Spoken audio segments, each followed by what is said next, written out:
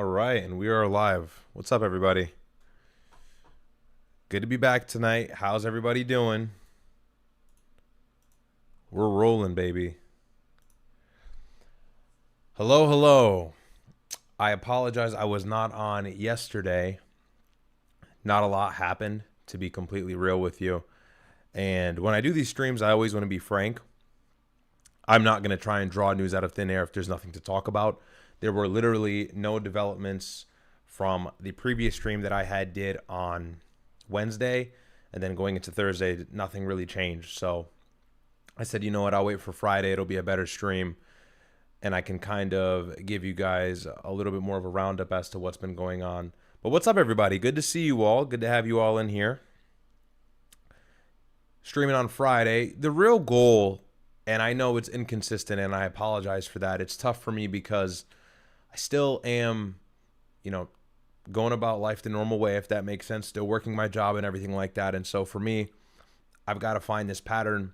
But I tend to find that Wednesdays, Thursdays, and really Fridays are the best days. And then Saturdays as well. I try to go often as live as I can, or as much as I can, sorry. Really, I don't try to limit it. However, if there's nothing going on, then I'm not really jumping on it crazy. So, got Myron on Discord joining right now.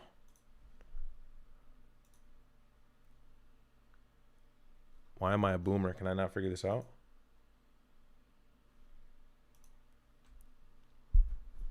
I'm answering him. Boomer moments. But yeah, what's up? What's up, everybody? We're going to have Myron on in a second here. Gorgeous day in Connecticut. I always got to talk about the weather because I just love a good day. Does anybody not love a good day? I mean, it was a gorgeous day here. Yo, what's up? Hold on, let me get on here, turn my camera on. What's up, man? Not much, man. Let me see here. What's going on? Myron in the chat. Bro is fresh out of Texas. What's up, man? Yeah, I literally got off the plane and just jumped right on, dude. Literally just got into the house just now, and I said, you know what, let me just jump on and see what's going on here. But let me set this up real quick. What's going on, man? It's cold over there? What's going on? You got the beanie on with the jacket? Well, you know I always keep my place cold. But yeah, that's true. No, Texas wasn't as warm as I thought it was. And then Alex, just like me, keeps the studio very cold. Yeah, I think it's necessary for the equipment. If I'm not mistaken, I think that's what the tech guys say. So yeah, you gotta keep it cold. Like you don't want to, especially when you're running certain cameras. He's got a crazy operation going on. It looks like a pretty nice studio, at least the InfoWars one. I know they're done now, but he's got the Alex Jones show. But even the backup one that they had is nice. Yeah. Mm-hmm. Yeah. So now, man, production quality goes a long way, dude. It really does. Like, not a lot of creators take it seriously. Like, a lot of creators have bullshit quality. Yeah. But it is what it is, right? With a lot of these guys, they're lazy. So. Yeah, no, you guys had a good interview. It was very entertaining to watch. You had a part 1 and a part 2, really, and then you also went with Harrison Smith, so I really enjoyed that. So if you guys didn't see that, go check it out. It's on InfoWars, and I think it's on your YouTube channel as well. It's clipped up. Yeah, I posted I think one of the interviews, and I'll probably post the other one with Harrison and stuff like that too. It's always good talking with Harrison with the war and stuff like that. Me and him see eye to eye on that pretty much the whole way. Yep. So it's always good chatting with him and everything else like that. But yeah, no, we could go ahead and cover the news, man. Obviously I haven't been able to be as, whenever I leave town, I'm never able to keep up on the news to the same degree that I like to. So, I guess you could go ahead and kind of take it away. Yeah. Well, it's very hard. Yeah. It's very hard to keep up when you're on the move and everything like that. But really not much has changed. I'll give a quick briefing because I spoke about this on stream the other day, but I guess a lot of your audience has not been caught up, and even mine as well. Not a lot of people were watching the other day. But kind of more or less the same situation that's been going on since the beginning of April. We've stalemated, right? Iran and the United States have really not come to a conclusion as to what they want their stipulations to be to reach a greater peace deal. Now, Iran, I believe just about 3 days ago, had proposed kind of something fresh. And they said, look, we are willing to open up the Strait of Hormuz, and pay attention here, and I'll kind of explain this later, or we both will. They said that we're willing to open up the Strait of Hormuz if we can postpone nuclear talks to a later date. And so if that means extending that ceasefire, that's fine. And really, in simple terms, this is them saying, hey, we're not talking about uranium. And this has been kind of evident from the beginning. They're not willing to talk about uranium. That's off the table. They understand that that's their greatest deterrent, which has not even been effective, but that's their greatest deterrent in protecting their sovereignty, their right to self-determination. And so that's kind of been the thing. Of course, this has reached Donald Trump in Washington, and he's vehemently rejected this. He said, I am not going to do that. The nuclear aspect has to be a part of it. That's what Stephen Witkoff is saying. That's what Jared Kushner is saying. And that's why just a week ago or a week and a half ago, J.D. Vance was not even able to leave the tarmac and take off in Air Force Two to make it to Islamabad for that second and third round of peace talks, because they realized nothing was really going to be conceded upon. And now we've got an issue where, again, we're at a crossroads. It's stalemated. We are now blocking Iranian ports. We're blocking the blockade, as Trump likes to say. And in response, and Iran has been doing this and they're going to continue to do it, has been blocking the Strait of Hormuz, which is hurting us a lot more than it's actually hurting Iran. Anybody who has some sort of political literacy will tell you that. If anybody's not saying that, there's likely MAGA money in their pockets, or they don't understand the conflict correctly. So that's kind of the situation. Now, CENTCOM apparently, and Trump said this on the lawn today, and we'll take a look at that video, I assume, at some point here. But you have it? Yeah, I have it. I have it ready. If you have it, pull it up. Yeah, CENTCOM had said that, and I'm not sure what the timestamp is, but Trump answered questions outside of the White House earlier today for about 20 minutes, and allegedly CENTCOM offered strikes or a final set of strikes to Iran to eventually get them to concede and come to the table. That may be true. However, the Gerald R. Ford has left the region. It's departed.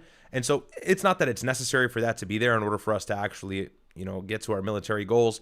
But it seems like there's hesitation from the Trump administration to actually strike Iran, and that's because they know the Gulf countries are going to be at the shit end of the stick in regards to retaliation. But yeah, I have it here. Let's take a look at it. I can go ahead and share. Let me know if you can see this. We can kind of start here on the news. I can see it. All right, perfect. I can see it. So let's see what he has. Iranian proposal, please.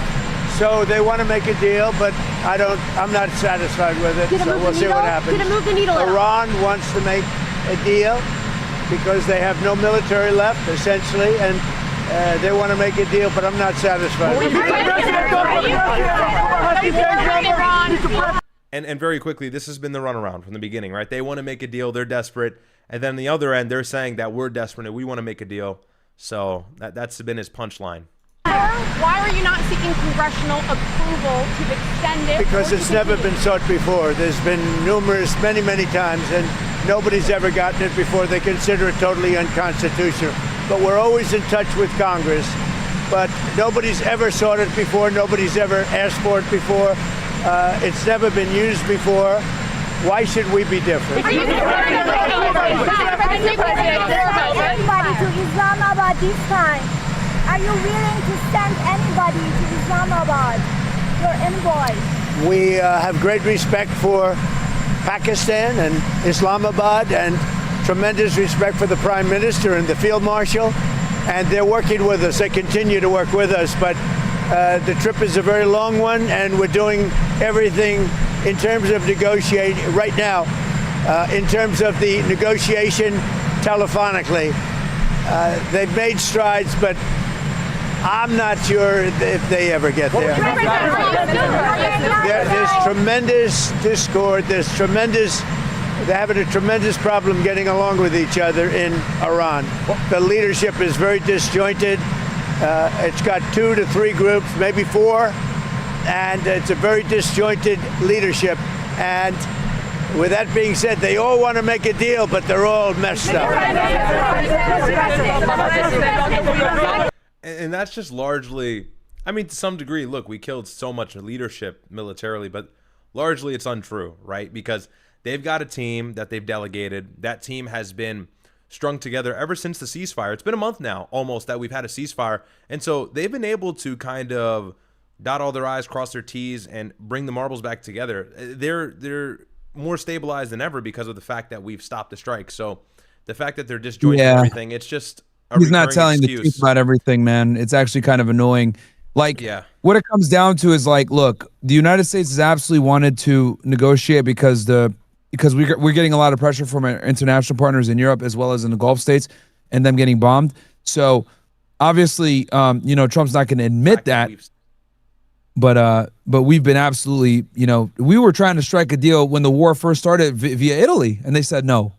In the first couple of days of the war, we were trying to strike something via Italy, and they said no, we're not going to do it, because Iran looks at it like, okay, if we end the war, and you got to look at it from their perspective, if they end the war now without you know, sanction relief, without assurances, then they have nothing to show for all the damage they took. They need to be able to show, they need to have something to show for all the damage that they took. And one of those things is sanction relief and assurances that they're not going to get attacked again. Otherwise, what are they going to do? So this is why they're not really in a rush to negotiate to the same degree as the United States. Now, what Trump is trying to do is he's trying to calm the markets, saying that they want to do a deal, all this other stuff. Now, I do know that Iran and Pakistan went ahead and they negotiated some land routes for trading. I was reading that earlier today.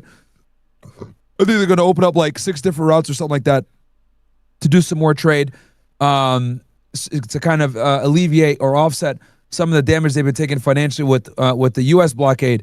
But the U.S. has not been able to, you know, stop all the ships. They've still been able to, you know, get quite a few through and make money. And then obviously don't forget that they also have the Caspian Sea as well.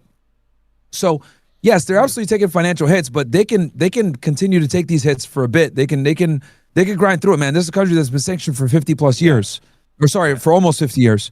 So, that's, and then also I do know that they're talking about potentially a second round of talks in Islamabad, and I do know that Iran mentioned something about, hey, look, you know, because at first it was, we'll negotiate with you guys, but we're not going to negotiate with you guys until the blockade is done. Now I think they're willing to come to the table. Even with the blockade in place, because they've, you know, fomented these new routes with Pakistan. Yeah, and for them, the biggest thing there is uranium, right? Like, they don't want to have a conversation about the highly enriched uranium. That's not something they want to talk about. If it is on the table, there needs to be very small changes to that program. From what I read, go ahead. Mm-hmm. From what I read, they did say that the nuclear, they can talk about the nuclear option, but they need like full sanction relief if they're going to do that. Yeah, and I mean, look. Iran is now finding ways to kind of relieve themselves from this economic pressure of the ports being blocked by dealing with Russia, by dealing with China. Obviously, they've been dealing with China, but Abbas Araghchi, the foreign minister, actually just met with Putin the other day, as well as the fact that now they've got these routes opening up with Pakistan. And so you can see Donald Trump is doing the same thing on the other side, actually. He's meeting with the CEO of Chevron. He's trying to figure out how he can stabilize the oil markets whilst blocking their ports. As a result, the Strait of Hormuz will be blocked. And so I hope that this can conclude soon, but it seems like 108 right now. Yeah, so still very high. Brent's 108, yeah. It seems like Donald Trump is still kind of creating outlets or plans. If this war doesn't end, he still has something to fall back on in terms of economic relief. And that's why it seems like he's meeting with all of these oil spokespeople, Chevron CEO, and things like that. But, I mean, look, even if we pull out of the war now or whatever, it's still so embarrassing. And we've said this time and time again ad nauseum, but just to kind of reiterate, we've achieved nothing. You know, we've gotten to none of our goals. Nothing that we had desired from the beginning has actually taken place. And look at the regression. I think you're frozen. Am I frozen? Oh, yeah. Okay. Yeah. Thank you for telling me. Look at the regression of the claims, or really the goals that we had in the beginning of the war. It was, we're going to remove the regime. We're going to destroy all their missiles. We're going to get rid of the uranium. And now it's like, can you please open the strait?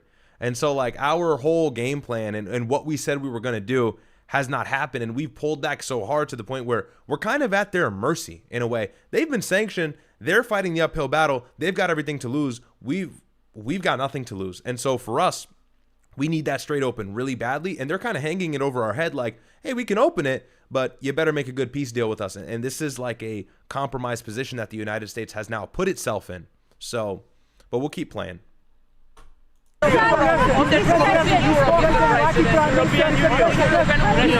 spoke with the winner, a very good man. As you know, I was very strongly in favor of him in Iraq. And we had a long conversation yesterday. I congratulated him. He won, and with our help, he won, and we want him to do very well. And I told him that the United States is with him all the way. It was a great victory. The new head of Iraq is somebody that we support very strongly. Pakistan, thank you, Mr. President. President, Pakistan has opened the land route trade with Iran. Did they consult you before opening it up to Iran? And are you aware of it? That was a vicious bee. Oh, sorry. Go ahead. She's asking him about the land routes right now, is what she's asking about. Pakistan with the land routes. That's what she's asking about. I didn't see this interview. I know everything. Yeah, this is fresh. This was earlier today. This was about 4 or 5 hours ago. So okay. Lots of good information that Trump made. He goes into CENTCOM and their plan, and he goes into Iran a little bit more. So let's see what he has to say. Everything about it. Yeah, I have great respect. Are you from Pakistan? No, I'm not from Pakistan. I'm American. I have great respect for Pakistan and for the Field Marshal and for the Prime Minister. Yeah, I know it. On the European Union yesterday, you talked about Italy and the withdrawal of troops from Europe, from Italy and Spain. Can you clarify with your words? Well, I'm not happy with Italy and I'm not happy with Spain. And to add to that as well, none of them want to get involved. And we just pulled 5,000 troops out of Germany as well. And that may be a kind of means of punishment. Of course, we know Donald Trump is rambunctious like that because the Chancellor of Germany had expressed so much condemnation for the war and said he's not really interested in being involved. All he cares about is the Strait of Hormuz. So I think as a result, really, I think that's what everybody's speculating. That's what I read on CNBC, is that was kind of our punishment to them. Like, we're going to pull their troops out. We're going to pull our troops out, whatever, less deployment for Ukraine anyways. But that was kind of where the wind was blowing. And they feel it's okay for Iran to have a nuclear weapon. Anybody that feels it's okay for Iran. And he said that. He said they have their right to enrich. To have a nuclear weapon is not very smart. And it'll be a terrible thing in the future. If they were ever allowed to have a nuclear weapon, you would have problems the likes of which the world has never seen before. And it's not going to happen. And aside from that, right now they have no Navy. It's been wiped out. No Air Force. It's been wiped out. That was never the problem, okay? Yeah, and that's that was why never Netanyahu visited Washington 6 million times. It's because of the missiles, okay? They weren't worried about the planes that they had from the 70s. By the way, I think I spoke about it with you.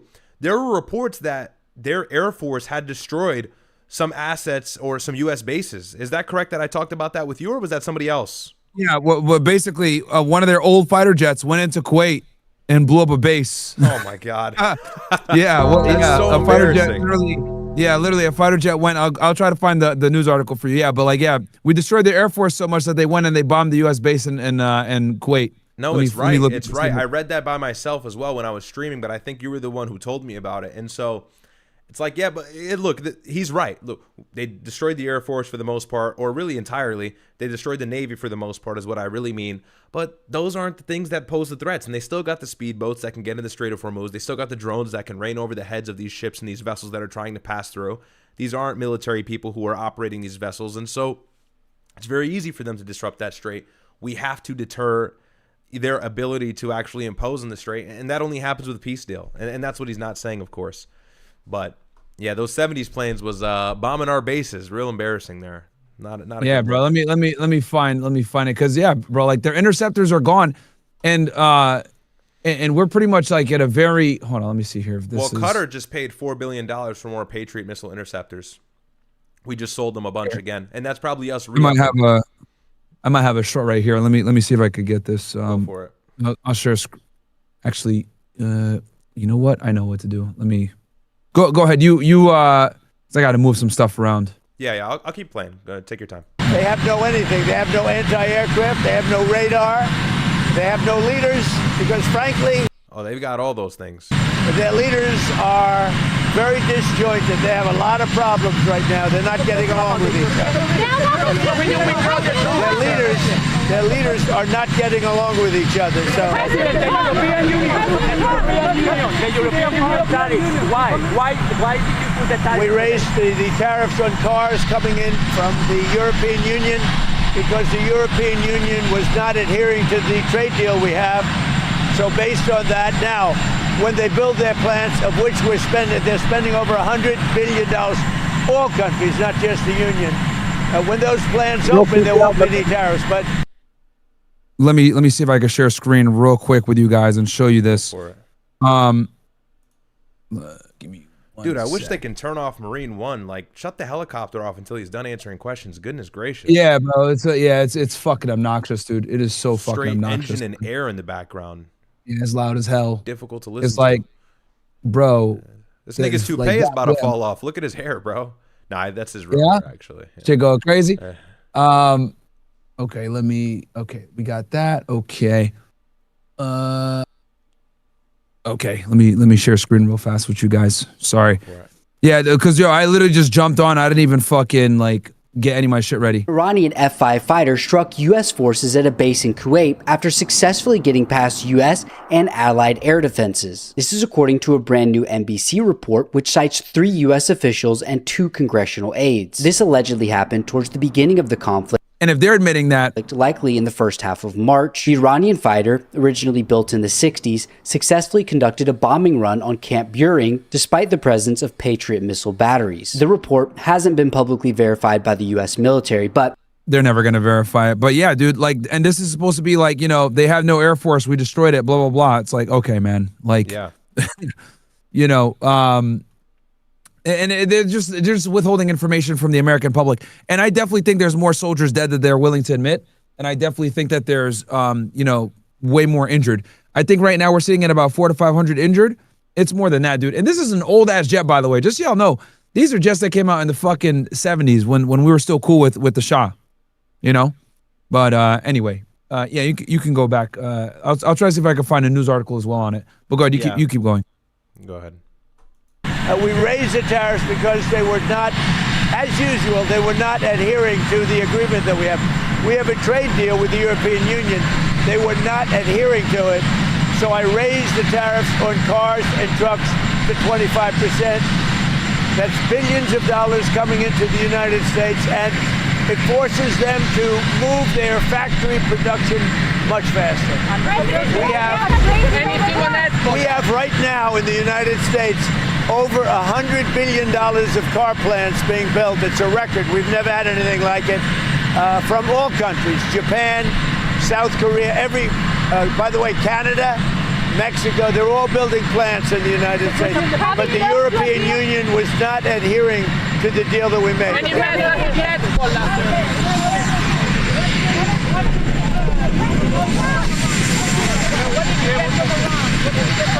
we're dealing with Iran. As you know, it's a very disjointed, unfriendly leadership, unfriendly to each other. They're not getting along.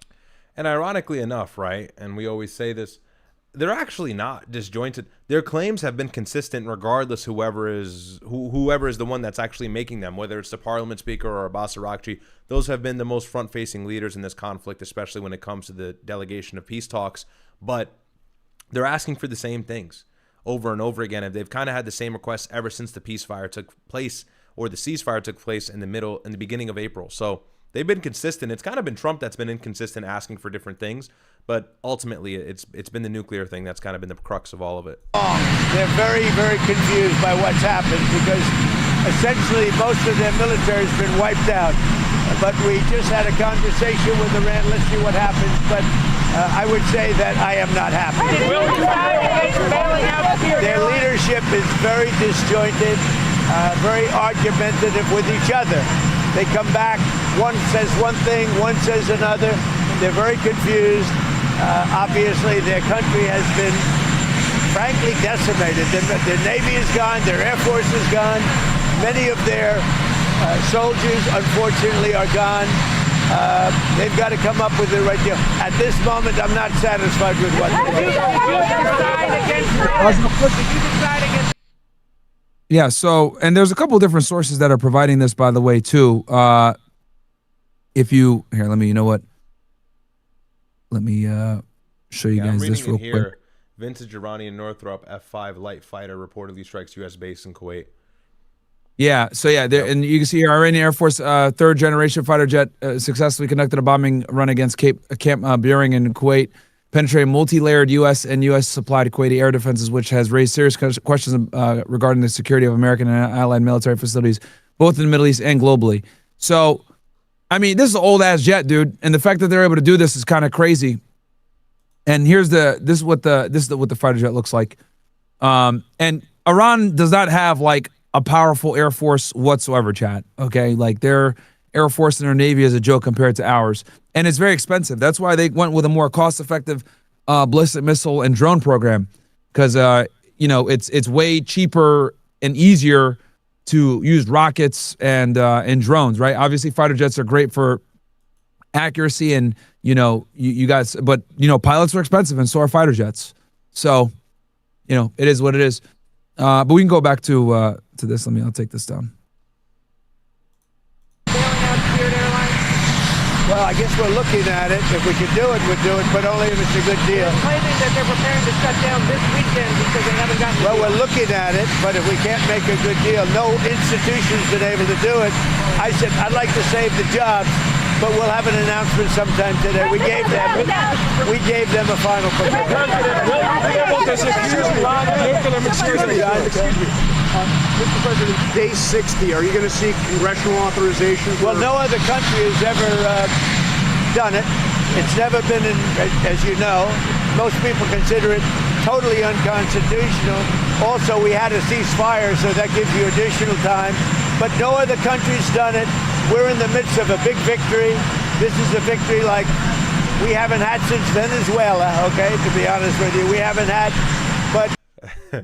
And by the way, what he's referring to is the War Powers Resolution, which is something Congress has power of enacting on the 60th day of a conflict. Of course, that's imposed by the executive branch. So Donald Trump started Operation Epic Fury. Officially, it was started on March 1st or March 2nd. Now we have reached that 60-day mark. It's Friday, May 1st. And so they have the ability congressionally to kind of veto the war and pull U.S. troops out of the region if they win the vote. And so that's why yesterday Donald Trump on paper suspended the conflict, or said that it's no longer active, so that Congress didn't have feasible ability. Yeah. Was it today? Okay, I thought it was yesterday. Yeah. Yesterday and today. I don't know if he said it yesterday too, but I know today he definitely said, yeah, the war's over, so there's no need. And it's a loophole, right? And Senate was probably going to be able, the Senate was probably going to be able to overturn it, but I don't think he wanted to run the risk because Republicans are shifting a little bit in the House and the Senate. They're kind of starting to become frustrated with the war. And so I think there was a little bit of concern from the administration. Hey, maybe we ought to just say front-facingly if this is over so we don't have to deal with it.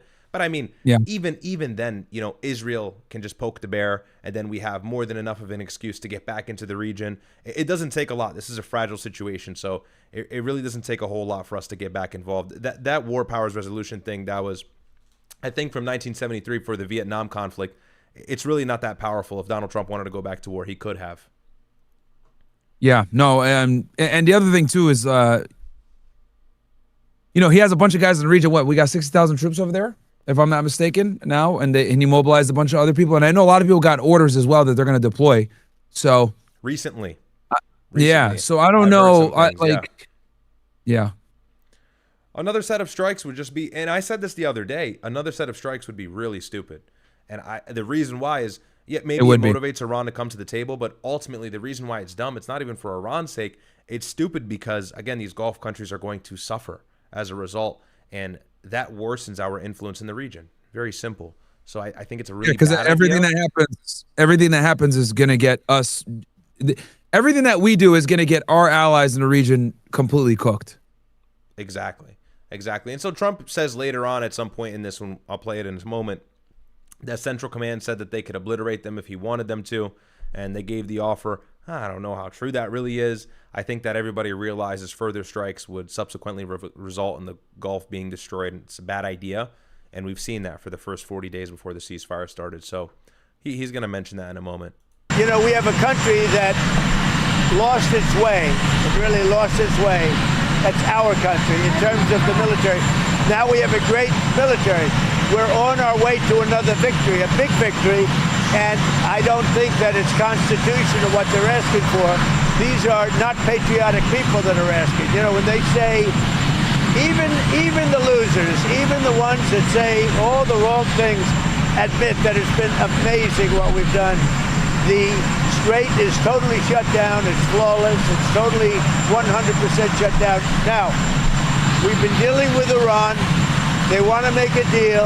They're not there. They're not with they're I mean, if they want to make a deal, why didn't they show up to Pakistan last week and the week before? You know, they were allegedly on the way and then they didn't go, and they said it's a waste of time. The parliament speaker said, we're not going to show up because the United States has demands that are simply not realistic for us, so we're not even going to waste our time. So it's really not that they're desperate for a deal. They would love the right deal, but until that comes into fruition, they're not willing to talk. And this is what he omits every time. There's sort of. You want to say something? No, I was gonna say I think they might have talks with the blockade still in place. From what I understood, Iran is willing to come to the table and talk to them now. Are you seeing that? The blockade in place? I saw a couple people report. I saw Mario report it, and then I saw and when I looked it up myself, it seems as though it is. Let me see what other sources are saying this, because that is a big concession if they're still willing to come to the table with the blockade in place. But I think they want security assurances that they don't get attacked again. Yeah. I see here out of Al Jazeera, Iran's top diplomat, or the foreign minister, Abbas Araghchi, said Tehran remains open to diplomacy if Washington stops its, quote, expansionist approach and threatening rhetoric. So, potentially, yeah. And that would be nice, right? But it's just Donald Trump making the matter worse than it needs to be. And this is, of course, him posturing, and he doesn't want to look weak because we've gotten nothing done. So he at least has to make it look like we made Iran fold. And it's like kind of this... It's been a huge strategic failure. Yeah, and so it's this damage control, like who folds first, and Donald Trump is desperate to make them fold first. So he'll keep up that blockade as long as he needs to until Iran makes some sort of concession. And I think they see that from their side too. We'll see what happens, but yeah, let's hope that's the case. I mean, this weekend maybe there will be something going on, but as of right now, I don't see any U.S. delegation in place to head out. But can't they just do this on the phone at this point? I mean, that long flight to Islamabad all to not make an agreement. Yeah, it's kind of silly. They get close, and then a new group of people come in. They don't know who their leaders are. They have no idea who their leaders are, but they're very confused. They know who their leaders are. That's because of the success we've had military. What's that? I hate when he says that shit because it's like, bro, you know who the leaders are, man. You're just on some fucking bullshit. You know who the leaders are. He has to make it seem that way. You know, he has to make it seem like we did so much damage, but really they got a lot of their leadership left. And Mujtaba Khomeini, he said in a statement just not too long ago, and I can pull it up, that, you know, they're not going to make any concessions on the uranium. You know, they're not going to make any sort of concession on the uranium, and they're not going to actually come to the table to have some sort of talk about removing it from their soil, which is what J.D. Vance had initially proposed when he was there a couple weeks ago, to relocate the uranium and drop the enrichment to a level that is, I don't even think, capable of powering a power plant. So, you know, he condemned that. They essentially have no military. Well, they've got a military. That's why you haven't struck them, because the Gulf is next. And that's why you're not invading either. Yeah. They definitely got a military. What's that? I said, no, they definitely have a military. They still got their army and everything like that, and that's why we're not invading. Yeah, and they got all the people, man. They got all the forces on the ground, man. Arguably 1 million+ people on the ground ready to fight. So yeah, and they're not too happy about the power plant. Thank you very much. Oops. Yeah, they're not. They're sort of, they get close, and then a new group of people come in. They don't know who their leaders are. They have no idea who their leaders are, but they're very confused, and that's because of the success we've had militarily. They essentially have no military. It's not just everyone's confused, bro. You keep flip-flopping every day. One day the war is done, another day we won the war, another day open up the strait, another day we don't need the strait. It's like, bro, he flip-flops every single day, bro. Everyone's confused. Yeah. You know what I mean? And it's on purpose. It must be a nightmare to do diplomacy with this guy, bro. And then it's like, oh yeah, they're in the middle of diplomacy, and then they bomb him. You know what I mean? It's like, come on, man. And it's for two main reasons. It's one, because he's losing and he has to cope. So this is a coping mechanism. But two, and most importantly, it's so he can manipulate the stock market and the oil prices. And that's what he's been doing effectively. You know, that's why Brent crude has been so volatile, despite the fact that the Strait of Hormuz has remained blocked entirely, with short moments previously where it was opened. But realistically, over the course of the last 50 or 60 days, oil has been completely choked for the most part in regards to the Strait of Hormuz. But Trump has still been able to kind of keep it below 120 because of the fact that he's alluding to peace. And then he says peace is tomorrow. And then he says they don't have military leadership. And then he says we destroyed everybody and they don't know what to do. And then he says, oh, they're talking nice now. And that's kind of a manipulation as well. And he's been doing that on Truth Social. But it's like the boy who cried wolf. How long is that going to work? You know? Yeah. And that's why I'm telling people it's not working as much. And that's because why if you notice, it doesn't go down as much. Exactly. It has not dropped, because previously Donald Trump in the beginning of April said, we are very close to making a deal. And what happened? The S&P 500 at all-time high. NASDAQ was up. Oil prices dropped to, I believe, around 91, almost in the 80s at one point, or it was 88. And so his claims and his promises were actually making a dent. Now, if he tries to make those same claims, and this is what all the experts are saying, it's not going to have the same effect. No one's going to believe it as much as they did initially, and this is going to cause for a lot more issues and a lot more pressure on his neck, which is why everybody believes maybe strikes will come next to make Iran concede. But I just say, can we please let go of the blockade on their ports? It's not doing much anyways. Allegedly, 34 plus ships have passed through. That's alleged. Some of them posed as Iraqi ships to get through, as non-Iranian ships. All of these reports I'm seeing. So it's like, are we even choking them as much as we say we are? And on Sunday, Trump said their oil pipeline is going to blow up because of our blockade. And so they're going to have to close it. It's going to cause this logistic issue, and it's going to be a big explosion Wednesday morning. You wait and see. Wednesday morning comes, absolutely nothing happens. Now we moved on to Friday, and the parliament speaker on Wednesday had tweeted Mohammed Ghalibaf. He said no explosion happened, and he continued to mock the president. And so it's like all these claims, they work in the beginning, but you got to get somewhere here. You know, you can't keep it straddling along. At some point, no one's going to believe you, and you're really going to look like a loser, at least to mainstream media, right? Because he's painting it like we have this upper hand. But as this goes on and on and on, we get to June, we get to July, everybody's going to start to wake up and go, something's fishy here. Obviously, we've woken up, and a lot of people who are watching know what's going on, but a lot of the general populace still really doesn't have a clue as to how detrimental this is for the United States. And it's like you said, the boy that cried wolf is really the main thing here, because every time, and keep in mind, guys, we got 400 million barrels of oil that was deployed strategically at the beginning of this crisis, right? So, you know, we still haven't really gotten the hit yet, assuming this conflict continues on. Like once that oil is done for, you know, and the war looks like it's gonna, if it continues on, we're talking about even more price hikes. This is with 400 million barrels of oil literally deployed from the IEA. Yep, absolutely. And the True Social Post. Really quick, chat. I only have 3. Here's a free donation voucher. Thank you so much, 13th. I appreciate it. Chila Jamo, thank you for the $20. He says, appreciate you guys for the breakdowns on this conflict. It is incredible how many people have been misinformed by MSM. Hearing you guys grill Shin Bet Star of David is funny too. Yeah, we got to hold these people accountable who are wrong. You know, these people have large audiences, so it's not about being petty and attacking them, but we just have to debunk the lies. 13th also says, work hard, save, and then invest. Yes, thank you so much. And then 13th has another donation. Thank you so much, my friend. I appreciate the love. All right, let's get back. Let me just tell you, the war powers. So many presidents, as you know, have gone and exceeded it. It's never been used. It's never been adhered to, and every other president considered it totally unconstitutional, and we agree with that. That's true. That's true. And the president is commander-in-chief, and so that War Resolution Act, you can argue, is a little bit unconstitutional, whatever. But the whole idea is that the government is balanced, right? And so it makes sense on paper. If the president starts a stupid war and stays involved in it out of a matter of pride, which is kind of what we're seeing now, or whatever other case like Vietnam or others, it gives Congress the ability to override that. And that's what Congress exists for, to kind of check that executive power. But it's very easy for Trump or any other president to kind of work around that.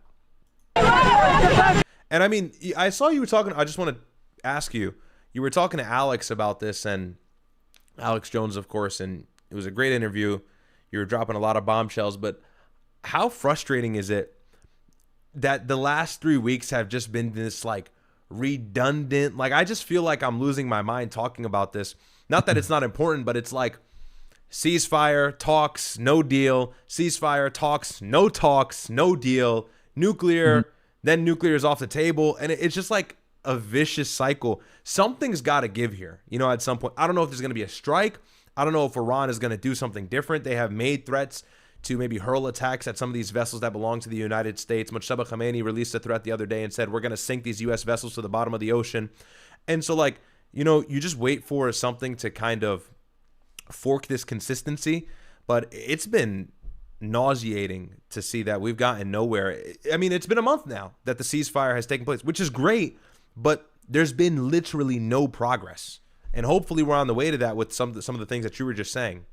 From our perspective, there's been no progress, because it's like, you know, and I think this is why they changed the objectives like on day one, and they said, oh yeah, we're going to destroy their Navy, we're going to destroy their Air Force. Well, let's be honest, dude.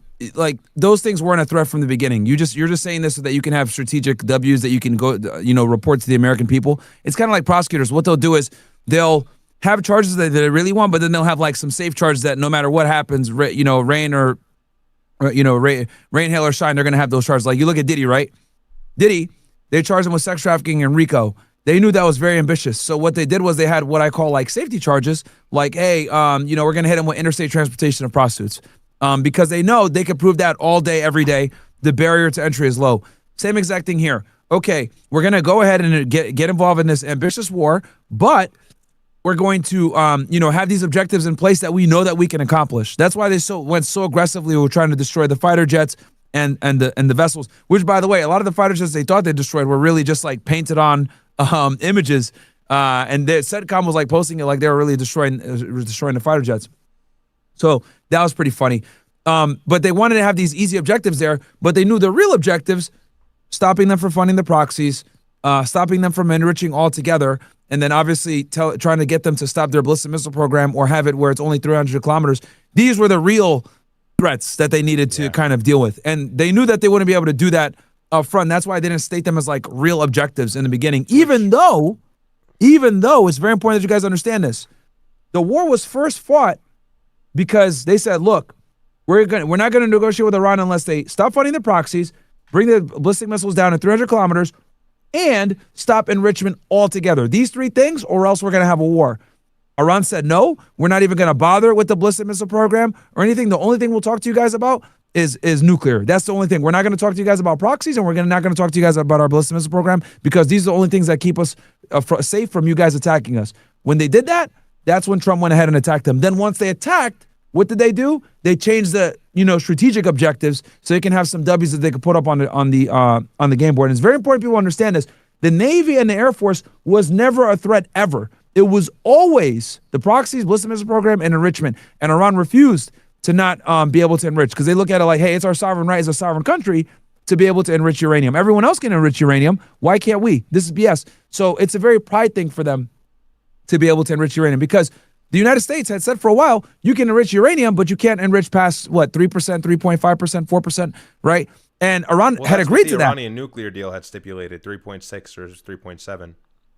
And they had this deal in place where they would, in exchange for letting them enrich, they would give their stockpiles up, everything else like that. And this deal was struck in Oman, right? Between Kushner and Jared Kushner, Witkoff, and obviously Aragachi and these guys when they were doing the indirect talks in Oman. And the Omani middleman went and spoke, I think it was on CBN or CBS News, and told, hey, this is what the deal was. It was a great deal, and neither the United States and neither did Iran deny that these were the terms. Both of them, like, no one corrected them on what he said. So what he said was true. Hey, they had a good deal in place. It was really a lot of advance. We progressed quite a bit.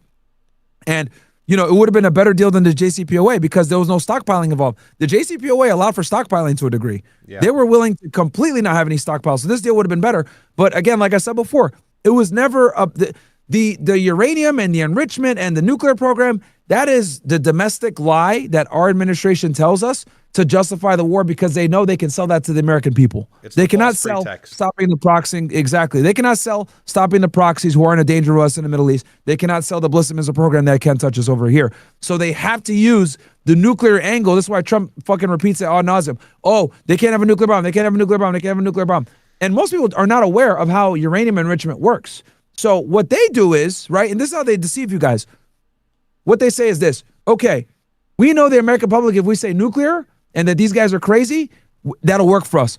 But what they don't say is, Iran is totally willing to, give up nuclear weapon ambitions, but they want to enrich at a lower level. And a lot of Americans don't understand how the uranium process works. And then Marco Rubio and these other guys, what they'll say all the time is, there's no need to enrich to 60%. What they won't tell you is the only reason they enriched to 60% was so that they can negotiate and use that 60% enriched uranium as a bargaining tool to alleviate the sanctions. That was always more of a deterrent / a trading bargaining chip rather than them actually working towards really trying to get a nuclear bomb. They could have created one. Let's be honest. They could have made one a long time ago. And they had religious rulings not to create one by the leader who is now dead and has been succeeded by his more extreme son that will probably race to a nuke if a deal is not met in the next 5 or 6 weeks. And so we've made the matter worse. And something very important to add as well, that's great. And in everything you said is actually that's probably the best, very concise way of explaining the matter from the beginning to the end. something important as well to note, all of the issues that Iran proposes, at least to the world, it's really not to the world, it's to Israel, right? Their proxy network, that all threatens Israel. Their missiles program, that all threatens Israel. It only now threatened the Gulf countries because we attacked them and they needed a means to fight back. And so they hit our bases, military bases, in those countries. And so when you look at it top to bottom, you could even argue from the nuclear point as well, and can concede here, the only reason that Iran would ever obtain a nuke and use it wouldn't be against the United States. It would be against Israel. And so all of this is, of course, for Netanyahu. That's why he was in Washington and Mar-a-Lago so many times since Trump got into office in 2024. And we use the pretext of the nuclear bomb because that sounds attractive to the American ear or to the regular person. Like, oh, man, we can't let these crazy Muslims have bombs, right? Marco Rubio always says, oh, they're crazy Shia clerics, and J.D. Vance said they can't have a dirty bomb. They echoed the same idea and the same rhetoric, but really they were never going to make one. And that's something that when I say it, MAGA people get so angry, but it's like, you don't have an understanding of the situation. You don't know what hedging is. You don't have any idea about mutually assured destruction. What Iran was doing was ensuring they can maintain their sovereignty. The United States violated that despite them enriching close to weapons grade, which would be 90%. And so just at the 60% that got them attacked, well then now if there's no deal made, they're going to try and really make a bomb or get a lot closer. Because if the 60% wasn't protecting them, the only thing, I'm sorry? No, I said, and that's assuming they don't already have one right now. Already have one, yeah. And if they don't, they're racing, and that's what all the experts are saying, right? The Scott Horton, Robert Pape. If there's any time that Iran is going to race to a nuke, it would be now. So we made the matter so much worse. And even if we get a peace deal or whatever, who knows what they're doing behind closed? Do you think they're going to trust us anymore? Definitely not under this administration. So even if they sign some sort of deal or say that we're done, it'd probably be a lie or done in bad faith because they know the United States could attack them at any moment, and Trump still has another 2 years in office. Plenty of time to resume this war. And Vada Falls, thank you so much for the 35 gifted, bro. Thank you. Shout out to you, Red Pill Clipper. Shout out to you guys gifting the subs. All you brokies in the chat, make sure to say I'm a brokey and or say, I put the fries in the bag. Red Pill Clippers, Ace Tone, Was Up 101, 1234 Jeffrey, Handy Andy. That's a crazy name. Gaben, Sim97. Shout out to all you guys with the gift of subs. Appreciate you guys so much, man. I'm happy to be back, by the way. It's good to have you back. It's very important. Thank you, man. But it's very important for you guys to understand like how the dynamic changed and how they're lying to you and how they're trying to sell this war to you. The reason why they use the nuclear bomb, and Trump always says they can't have a nuclear bomb, these guys are crazy, etc. It's all framing to make it look like, hey, these guys are crazy clerics that if they get a nuclear bomb, the United States is in danger. The reality is that the Iranians are far more measured and reserved than the Israelis are. And to be honest with you, they'd probably be less reckless with a nuclear bomb than the Israelis. Don't forget, guys, that the Israelis have a completely illegal nuclear program that they stole from us, and they purposely don't, keep it strategic. It's called strategic ambiguity is their strategy.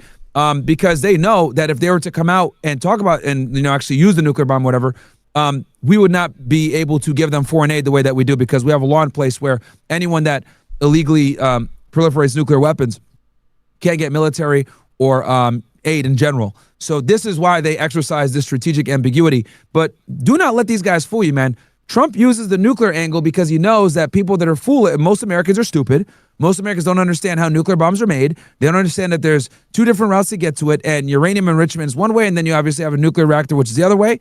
And they don't understand that the Iranians only enriched to 60% because we pulled out of the JCPOA. Had we not pulled out of the JCPOA, they would have never needed to and never enriched to 60%. It was only when we went back on our agreement, on our deal, right, that they said, you know what? These guys can't be trusted. We're going to start enriching uranium at a higher level because these guys are going to be aggressive at us. Because you guys got to remember, this didn't just happen in a vacuum. First, 2015, Obama and John Kerry strike the nuclear deal, right? It took them 2 years to come up with that nuclear deal, by the way. It was an enormous amount of work that they put in.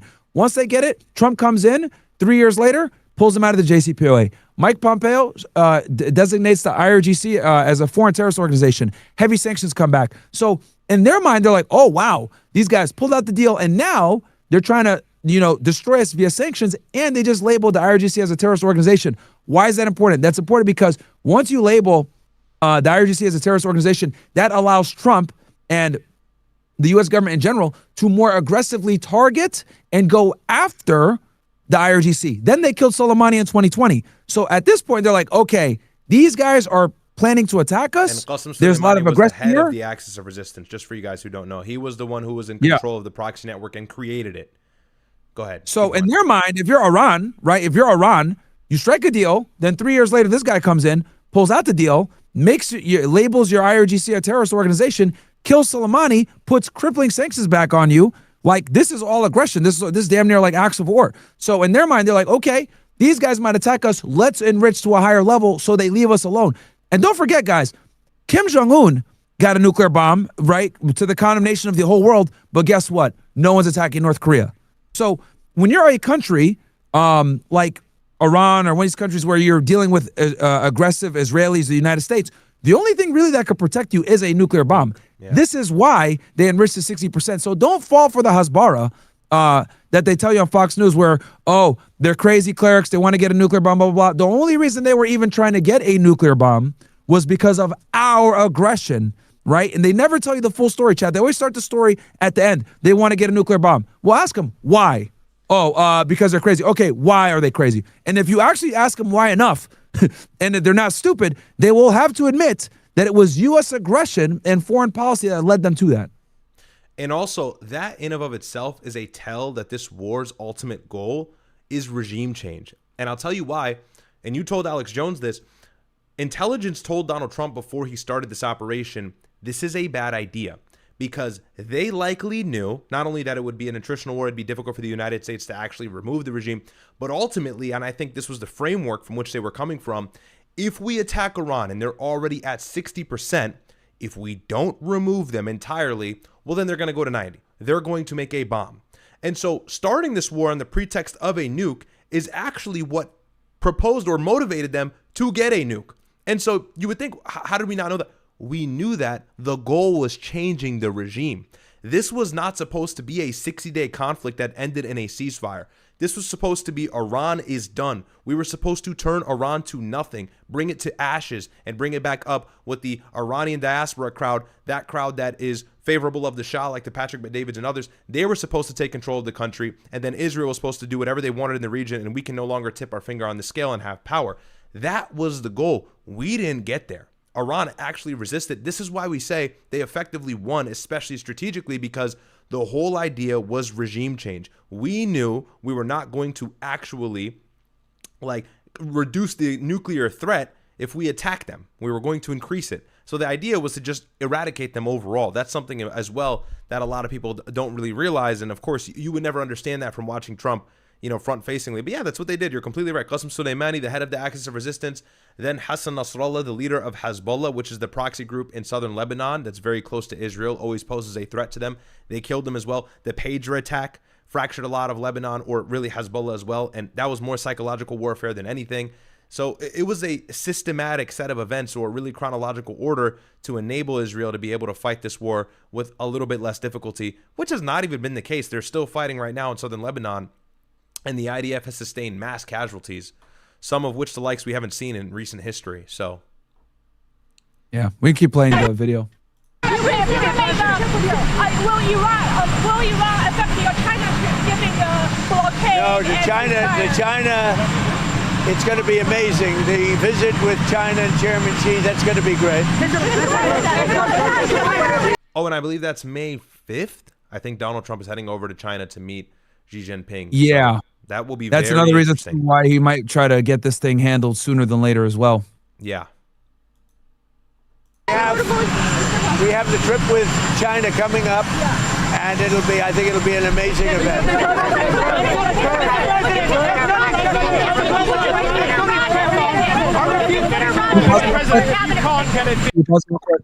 Guys, get your chats in now. I'm going to read chats here in a little bit, so get your chats in now. And thank you again, Vada Falls. I see with the 10 gifted.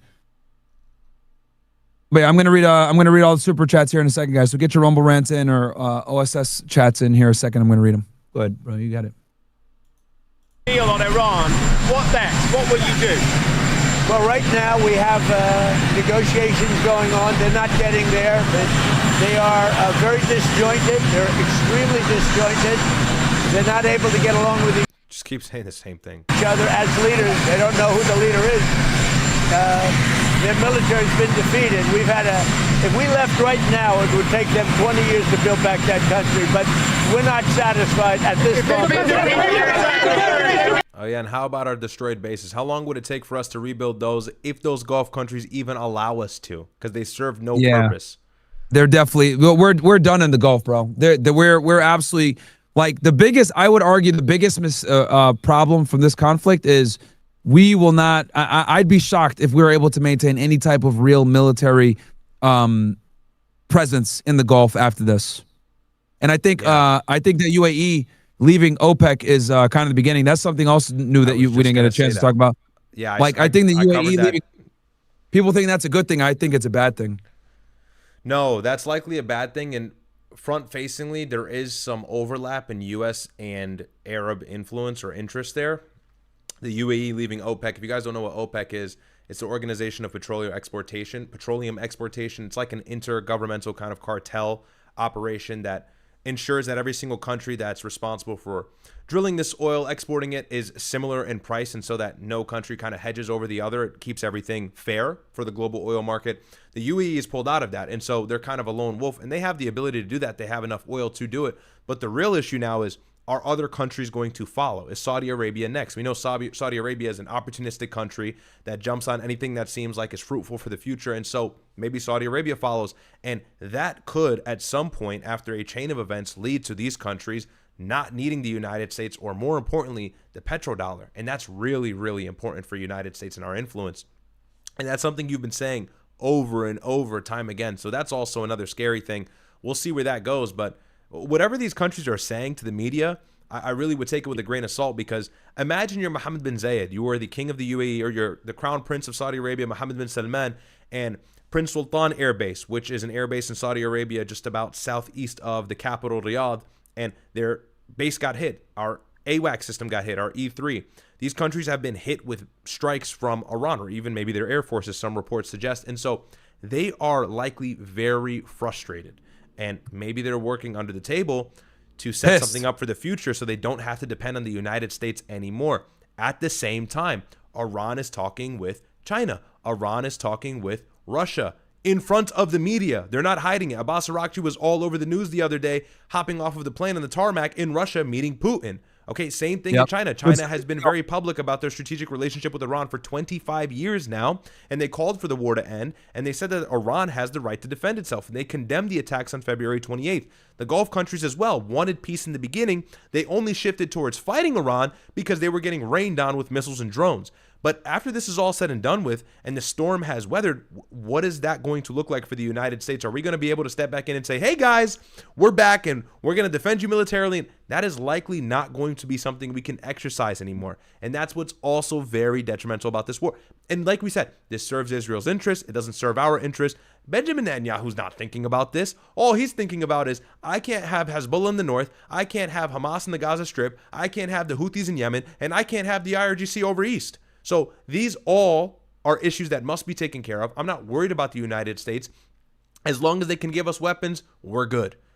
So let's see. I have a couple chats here. I'll quickly read. I'm not going to have as many as you. One second. Culture Clips says, ask Myron, is he realizes that clavicular is the Gen Z Epstein? Okay, being groomed by billionaires using the same playbook. No, I disagree. I think clavicular just does not care about politics at all, bro. Balkan Goy 14 says, I put bag in the fries. Thanks so much. Good name, by the way. 13th says, another W donation. Hey, thanks so much, bro, for the support. Appreciate that. Are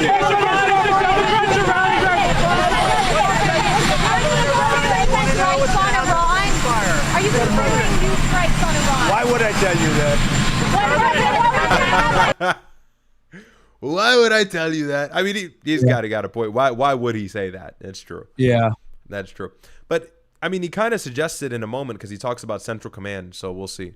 Spirit Airlines, what has been the holdup on a deal? We're looking at it. We're looking at trying to help them. Something we're not looking to get involved with, but if we can, it's 14,000 jobs. We are, I would say we're driving a tough deal, but it's one of those things. We'll do it or we won't. We'll have something for you at dinner tomorrow. Let me turn captions on for you guys because Really hard to hear him. Like the other lenders are balking. Do you think they'll get bumped down in priority? Well, they will. We come first. Hey, you know what it is?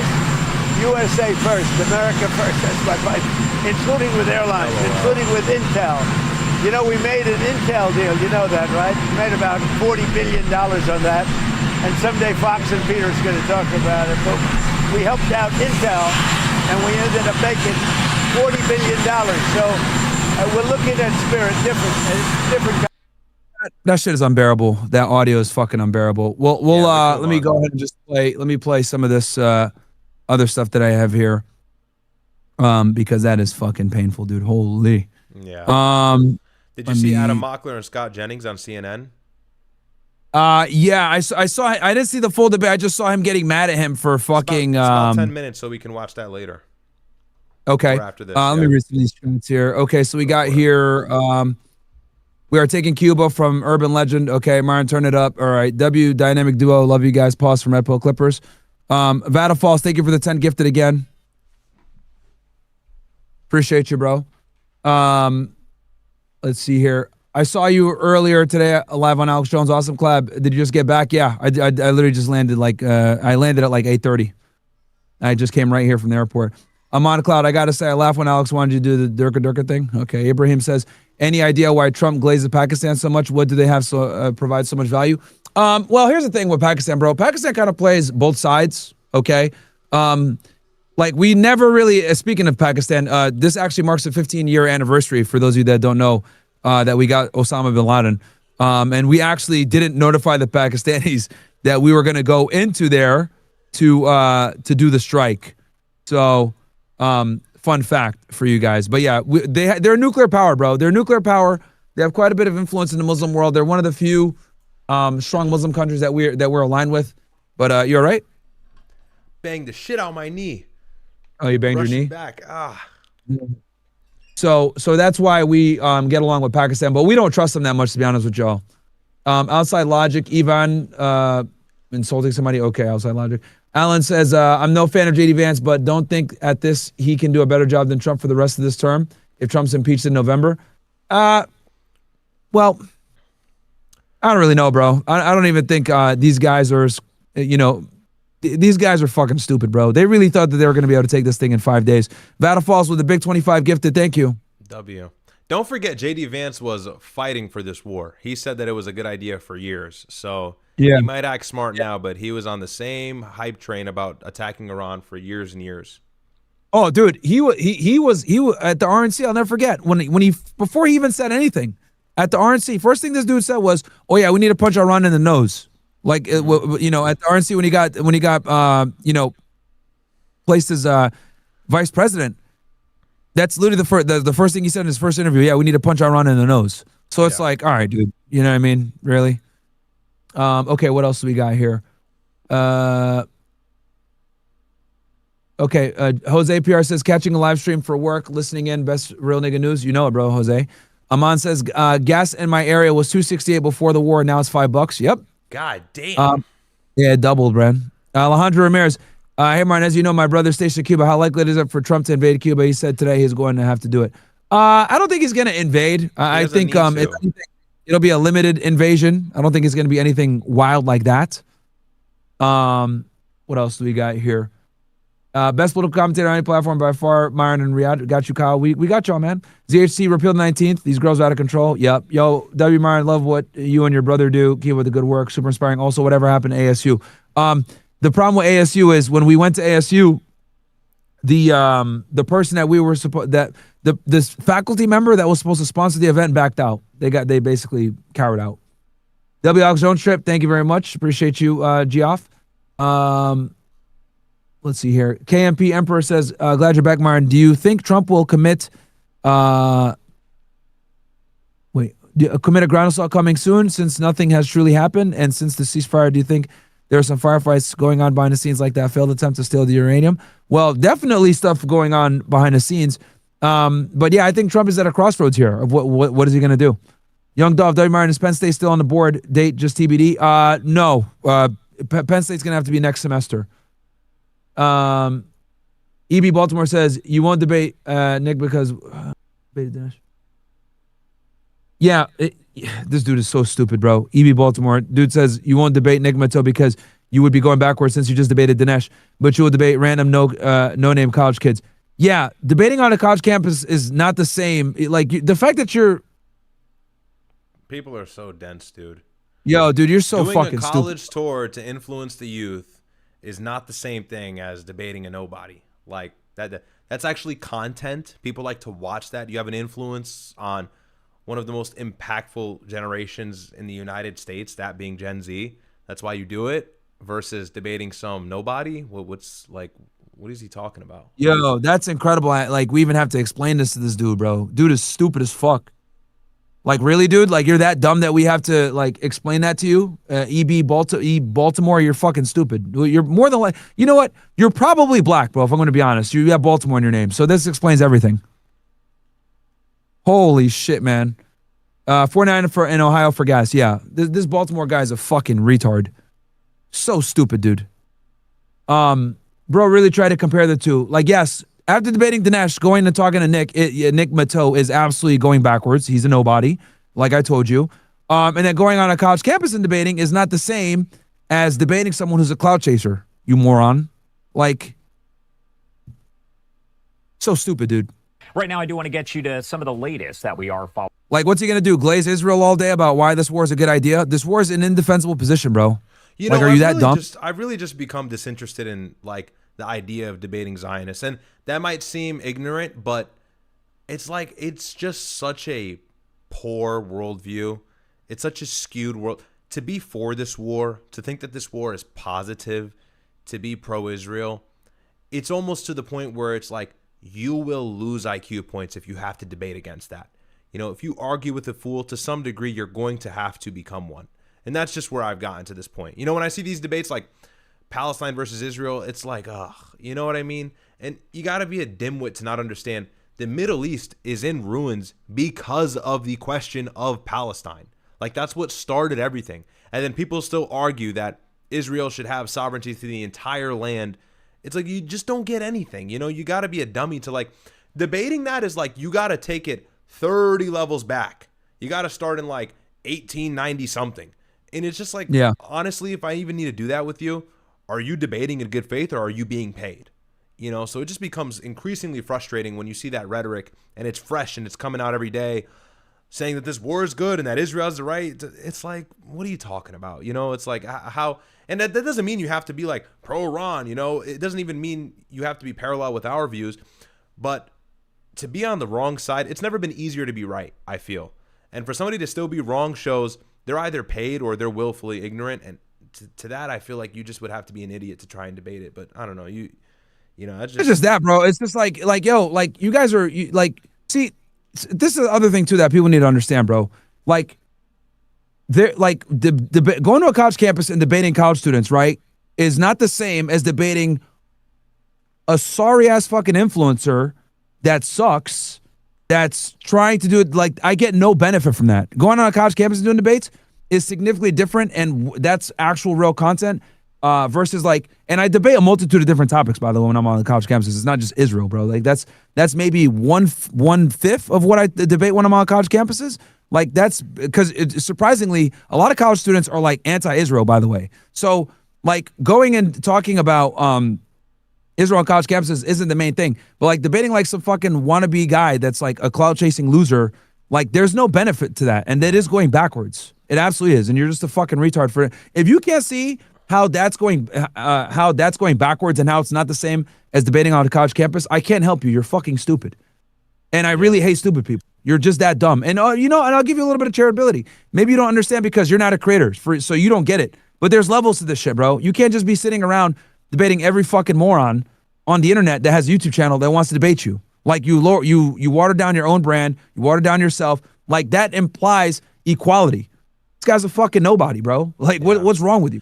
Exactly. Like, and what do I get for spanking him? What do I get for spanking him, by the way? What would I get? I get nothing. If I demolish him, there's nothing to be gained at all. So shut the fuck up. Like, you didn't build up a platform to be able to be in a position to even make that stupid ass statement. It's so fucking annoying. It's ridiculous. Yeah, if it's Shapiro, like, it's a different conversation, right? Like, that's worth it. Bro, but for somebody like, who doesn't have a large what the fuck following, do I look like?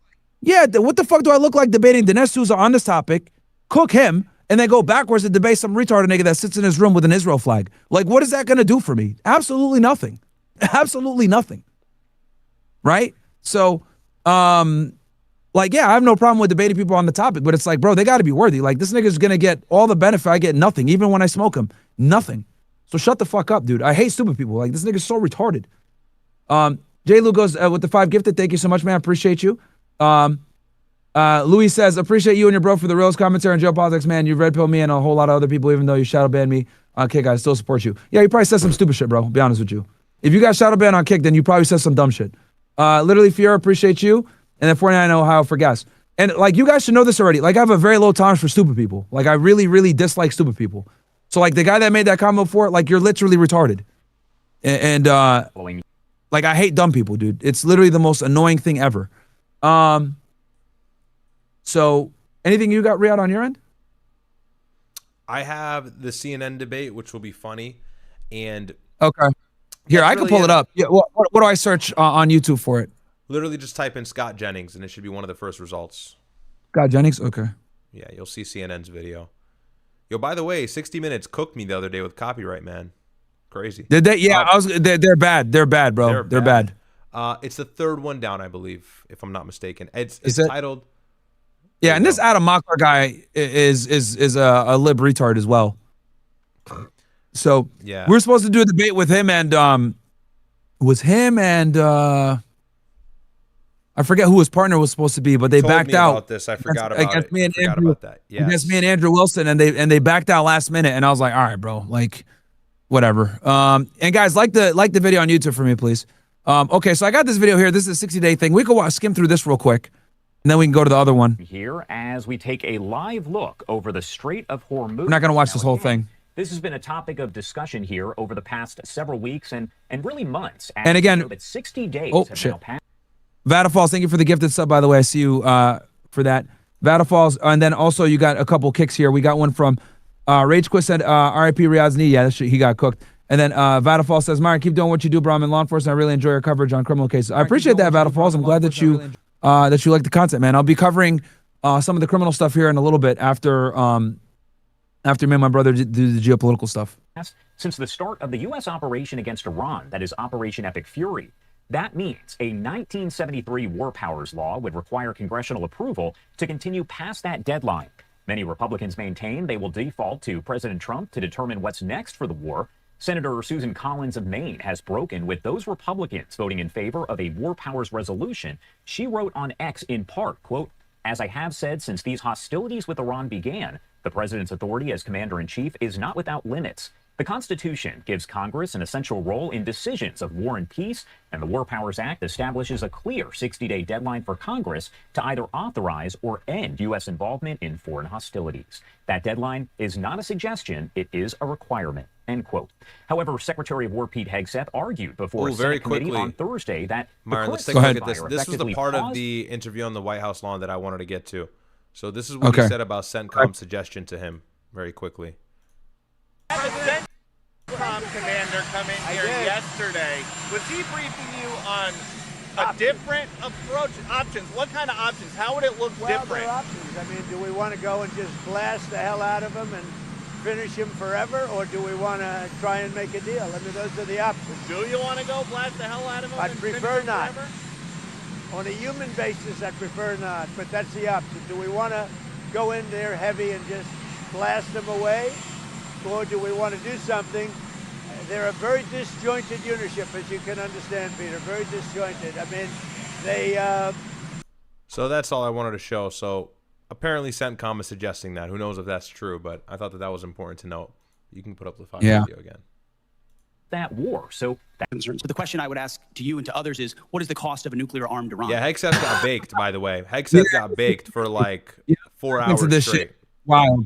Is the cost to the American people if the world's most dangerous regime has a nuclear weapon? But the truth, see, that's the talking point they're always going to use, bro. The nuclear bomb shit. Is they don't want war coming to this shore. There's no evidence that we are safer because of this war. We did not have any evidence that Iran intended to imminently attack this country in any way, shape, or form. All right, those were some of the remarks just yesterday. They definitely are not going to attack like again, us. Taking this live look over the Strait of Hormuz. Bro, they told when we bombed them, they literally struck back and told us hours before, hey, we're going to strike you on this day at this time with this many missiles at this base. Like what? Like, bro. At this hour as we continue to follow everything related to the operation. Now, while the ceasefire between the U.S. and Iran remains in effect, Iran maintains its chokehold on the strait. This live look provided there by marine traffic and a lot of questions, of course. Good morning to you. Good morning. Well, first off, I want to start by talking about this situation here with the Strait of Hormuz, a topic of discussion that you... Let's go. I also saw this right here as well, which I thought was interesting. Precedented. If Iran's military is depleted, how is it damaging so many U.S. bases? Bro, it took them months to figure this out. Now they're finally coming out and admitting what we've been saying for months. Yo, they decimated the U.S. bases, dude. 13 they destroyed them. Non-operational. Yeah. And hang on, really quickly, Myron. Who's that from, that video? CNN. Which one? And the previous one that you were just watching, Fox. However, Fox has not been that bad. And this is the low that reality has now stooped to. The Democrats and everybody on the left are right about this war. And so all the accurate reporting that I'm seeing is from these outlets.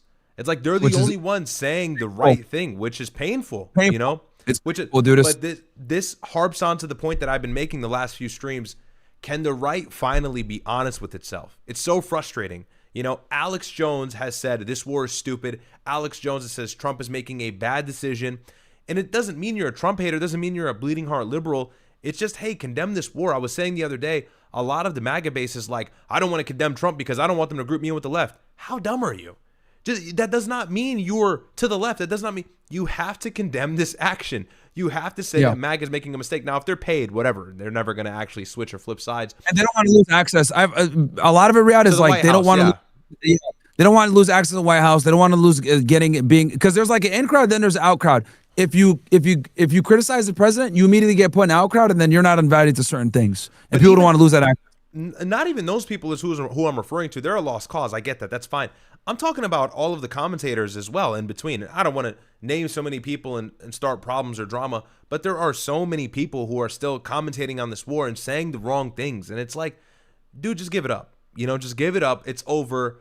This is a sinking ship, and you are destroying your credibility long term. People are going to look back in 4 or 5 years. And by the way, hindsight is 20/20. If this war seems bad now, it's going to seem even worse in like 10 or 20 years, right? Look at how bad Iraq looks now. This is going to look worse. So anybody that was voicing support for it and not condemning it is going to genuinely lose credibility as the long-term process effectuates. And that's what I've been saying. It's like, just give it up. Just give it up, bite the bullet. Obviously, there's people who have vested interests who are a part of MAGA, even Patrick Bet-David with the hotel situation, whatever. But there's just so many people that got to give it up. Dinesh D'Souza is another one. However, I don't know if he's got access to, you know, some exclusive features of the MAGA base or whatever. But it's just like, come on. You know, you know what's wrong. He's like, it's like you know so it's he's wrong. Yeah. Like, and a lot of these guys, like I said, they don't want to lose access to the president or whatever. So Destruction. A CNN investigation discovering Iran has caused extensive damage to. Yo, it's so crazy. It took them months to figure this out, bro. I've been telling y'all we're 3 months early, 2 months early, chat. Like we told y'all, yo, these bases are fucked up. And everyone's like, that's a lie. You guys are IRGC. You guys are IRGC propagandists. It's like, no, bro, they destroyed these places, dude. We've been told y'all, man. Said this in majority February. of the U.S. Like, and this is what I'm trying to tell you. There's no way. I would be shocked if we were able to still maintain any type of presence in the Middle East after this, bro. The bases are cooked. Are they going to let us rebuild them? Probably not. And then those bases are the reason why they got cooked. So it's like we serve no benefit. And I think the UAE leaving OPEC, which is basically like kind of U.S. controlled, to be honest with you, it's a sign of them trying to diversify and get out of the energy market with oil, man. Like UAE wants to diversify and get into tourism and AI and make money in other ways versus being dependent upon oil. Saudi Arabia is trying to do the same thing. A lot of these countries aren't trying to be dependent on oil like that. And, you know, and guess what that does? That weakens the petrodollar. So who does that hurt? The United States. We're still very, very gas dependent, chat. Even though we make our own gas, right? We make a lot of gas. Think about it. Why is it that the volatility in the region still spikes our gas prices up so much? Because we are heavily reliant upon gas.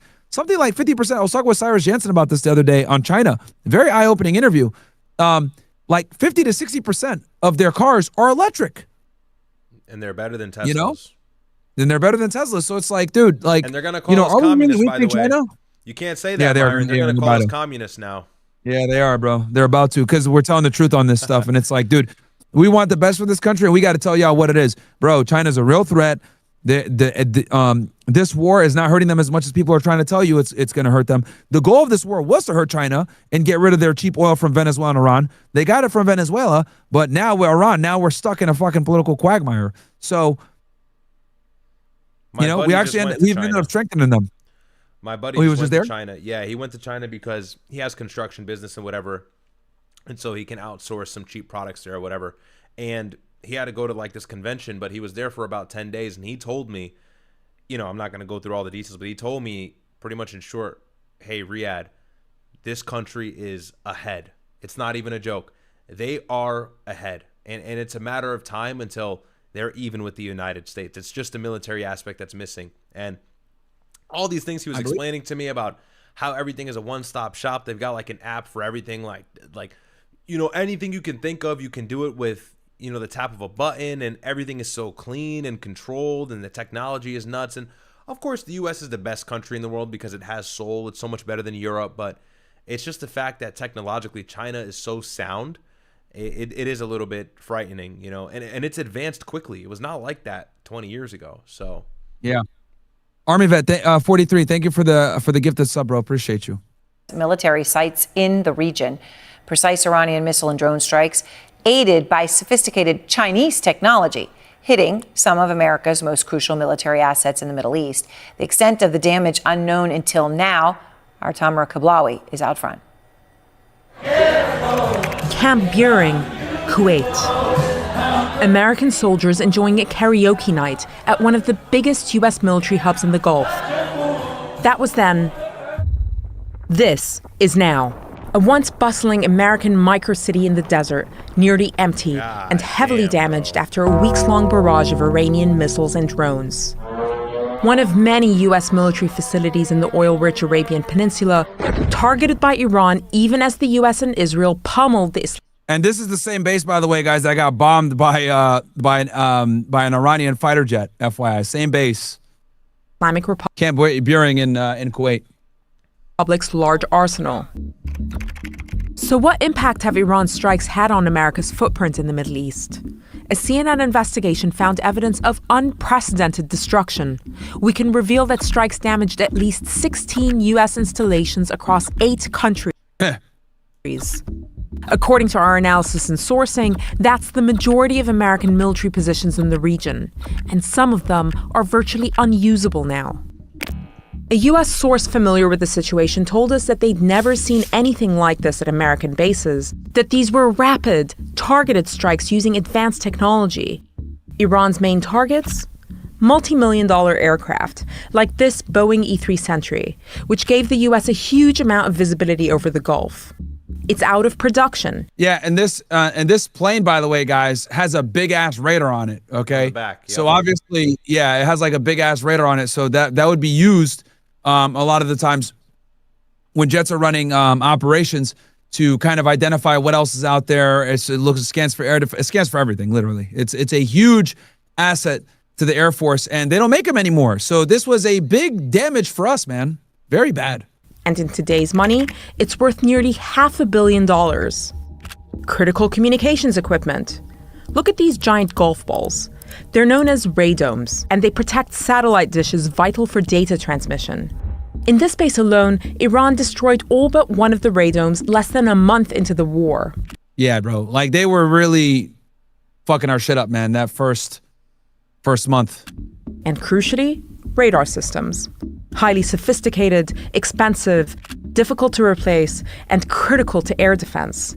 A second U.S. source, this one a congressional aide familiar with damage assessments, described these as the most cost-effective of the targets. Our radar systems, they said, are our most expensive and our most limited resource in the region. For U.S. allies in the region, there's a dilemma. In some ways, Iran's show of force makes the U.S.'s presence in the region even more necessary to Gulf security. But there's a new reality here, which is that U.S. military installations, previously seen as formidable fortresses, have turned into sitting targets. As a Saudi source told me, The war has shown Saudi Arabia, that's the US's longest-standing Arab ally, that the alliance with the US cannot be exclusive, and it is not, in their words, impregnable. To get a sense of just how vulnerable U.S. Definitely something you would not have heard even 5 years ago. And I know we live in a multipolar world, but the Middle East is something we need. We need to be in the Middle East. Yeah. Myron, my interview is 8.8K views. Good, Matt. Congratulations. I'm glad that the people like it. Waylo. Where are you in Riyadh getting your info about the base being destroyed? Just came from Al Udeid Air Base, and it's running pretty normal, and CNN is accurate. I've been to that base in Kuwait. It's the size of a small city. Well, here's the thing. He said he just came from Al Udeid Air Base, and it's running pretty normal. In Qatar? Interesting. Yeah, that's what that's what he's trying to say. That's what he's trying to say. Facilities have become. Have a look at this. It's the war room at Qatar's Al Udeid Air Base. Oh, interesting. The theater, command, and control hub for U.S. air power across 21 nations. Struck not just once, but twice. And according to a U.S. source, causing significant damage. The base had been largely evacuated. And here's the thing, too. They also said that it was uninhabitable. So just because it's running like normal, bro, they're keeping you away from all the places that are damaged to the max. You know what I mean? Like they're not going to show you the extent of the damage. Also, keep in mind, bro, when you're like in the military or when you're in the government, you have what's called a need to know. Okay, so if you don't have a need to know about what was destroyed or what wasn't destroyed, you're not going to know, and they're not going to show you. So, bro, do you get paid your 7,000 or what? What's going on here? Something's off. Bro got that 7,000. Got the 7,000 shekels, man. And Myron, actually, the Al Udeid base is running just fine. Like that was one of the first targets. Yeah. What are you talking about? I just came from. He's saying, he said I just came from Al Udeid Air Base and it's running pretty normal. CNN is accurate. I've been to that base in Kuwait. It's the size of a small city. Okay, buddy. Okay. We believe you. We believe you that the base is just fine and nothing happened, even though multiple organizations, and it wasn't just CNN, by the way, a couple of different organizations have come out and said that basically they're uninhabitable and they're pretty much destroyed. Yeah. It just took them months to finally say that stuff. And no casualties were reported. Iran's visibility over its targets has never been clearer. In 2024... Yeah, and I mean, it's close by, dude. Like, yo, they don't even have time. Guys, if Iran shoots rockets and drones at these Gulf states, they barely have time to respond. Do you guys not understand that, like, response time is, like, the biggest thing when it comes to air defense? Like, you need response time to be able to properly, identify, assess, and then shoot a rocket that will, intercept it. They don't have time like that, dude. Like, they don't have time. They're literally, here, let me show these guys, because a lot of these guys don't know. And they're running low on the missile interceptor systems as well. And Qatar, where the Al Udeid base is located, just bought $4 billion worth of more defense missiles, which is how you know they were running very low, which is why Iranian missiles were actually penetrating the airspace. And it's a short distance, right across the Persian Gulf. Yeah, bro, like literally right here, bro. Missiles, they're fast. Like, look, dude, we're talking about just a little waterway separating them, dude. Like, this is like nothing for them to destroy these places. So yeah, this is easy. And then now a lot of their interceptors are cooked. So anyway. To the Financial Times, Tehran secretly acquired a Chinese satellite known as the TEE-01B. This is true. And a big reason why they got this was so that they don't have to worry about GPS. So during the 12-day war chat, they were using GPS and using other American technologies with which America was able, and the Israelis were able to hack into and hurt their ability to defend themselves during the 12-day war. So after the 12-day war, Iran gutted all their GPS-based stuff, anything that was American-based, and they switched over to completely Chinese. Yep. So that's also something important to realize, which obviously these Chinese satellites are pretty damn accurate because they're obviously spying on the U.S., an adversary.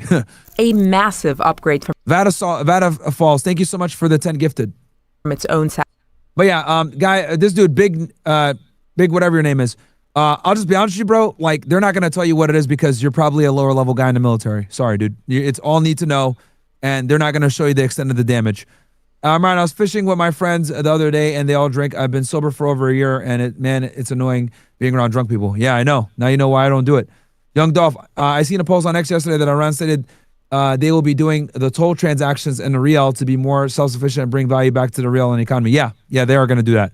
It's been passed by their parliament, dude. It's law now. There's no way they're the Strait of Hormuz is always going to be a toll-based system from now on. And we are of ourselves to blame for that one. Satellites. That means that Tehran went from looking at images of this quality to this. This is the first time America has fought an adversary with satellites that capture high-res imagery almost as detailed as its own. As the scale of the damage comes into focus, many will wonder whether America's presence, once a protective shield in the Middle East, has turned into its Achilles heel. It is the Achilles heel. That's literally what it is now. It was there to protect, but it can't even do that. Responding to our findings, a Pentagon official said that the Defense Department does not discuss damage assessments, but that U.S. forces remain fully operational. They're not going to confirm or deny anything, and they're going to obviously not tell you about casualties as well. But there's way more than 13 soldiers dead. If you think there's only 13 U.S. casualties, you're a smooth brain moron. Vattle Falls, thank you again for the 10 gifted, bro. Thank you so much. Real G in the chat, man. For all you guys that are brokies in the chat, say W Vattle Falls, man. Maybe he'll give you guys a sub. Oh, and then also, let me read this real quick. Sorry, guys. We got Jay Broco with the 20 bucks says, W Myron, appreciate you, my friend. And guys, if you donate on MyronGainsX.com, that website, that's where that goes to the college fund. That goes into, paying for the security and everything else like that. They're trying to charge me $20K, man. These guys are losers. Marley says, Myron is a real ninja out there. Appreciate you. And then Marley, 271K with the 216. Appreciate you, my friend. The same readiness and combat effectiveness. This is a good point, actually. Zeno says, China's quality of food, quality of living, advancement in technology, as well as having a better education system and significantly less degeneracy than the West puts it on track to inevitably surpass us in the next decade. And unfortunately, unless we get an extreme change in leadership, that's likely the case. And so it's scary. Yeah, they're graduating more engineers and technicians. Like they're graduating way more people in STEM than we are. They have manpower, low-cost labor. They can produce things way better than we can. Now, with that said, they do have problems, right? Their economy has some issues when it comes to real estate and some other things. But in general, man, they are closing the gap between us and them very quickly, right? What are our teenagers doing? Watching TikTok, becoming stupider. What are their teenagers doing? Becoming engineers, getting into STEM. Yeah. And this is like just an IQ pill, man. Chinese people are smart as fuck. Like they're just super. That's just what it is, So they are, dude. And that's a big red pill for a lot of people. We also understand from our sources that the vast majority of U.S. troops evacuated their positions in the Middle East, with many working from the relative safety of hotels and apartments in the Arabian Peninsula. What stands out to you about all this? Now, this is also important, too, for the guy that said that, I checked the all you dead bases, not whatever. Bro, that's why they had to move guys out and put them in hotels. And then that's why Iran kept, people were saying, why is Iran striking, civilian locations? Well, they were striking hotels because they knew that certain people from the intelligence components and from the military were getting hotels in certain places because they had to work there. They couldn't work in the base anymore. That's why they were shooting drones at certain hotels. So that's also something else. Someone has a link here with Iran. Apparently, they destroyed some weather. Zeno, thank you so much for the 20, by the way. I didn't say thank you. Thank you, bro. Appreciate it.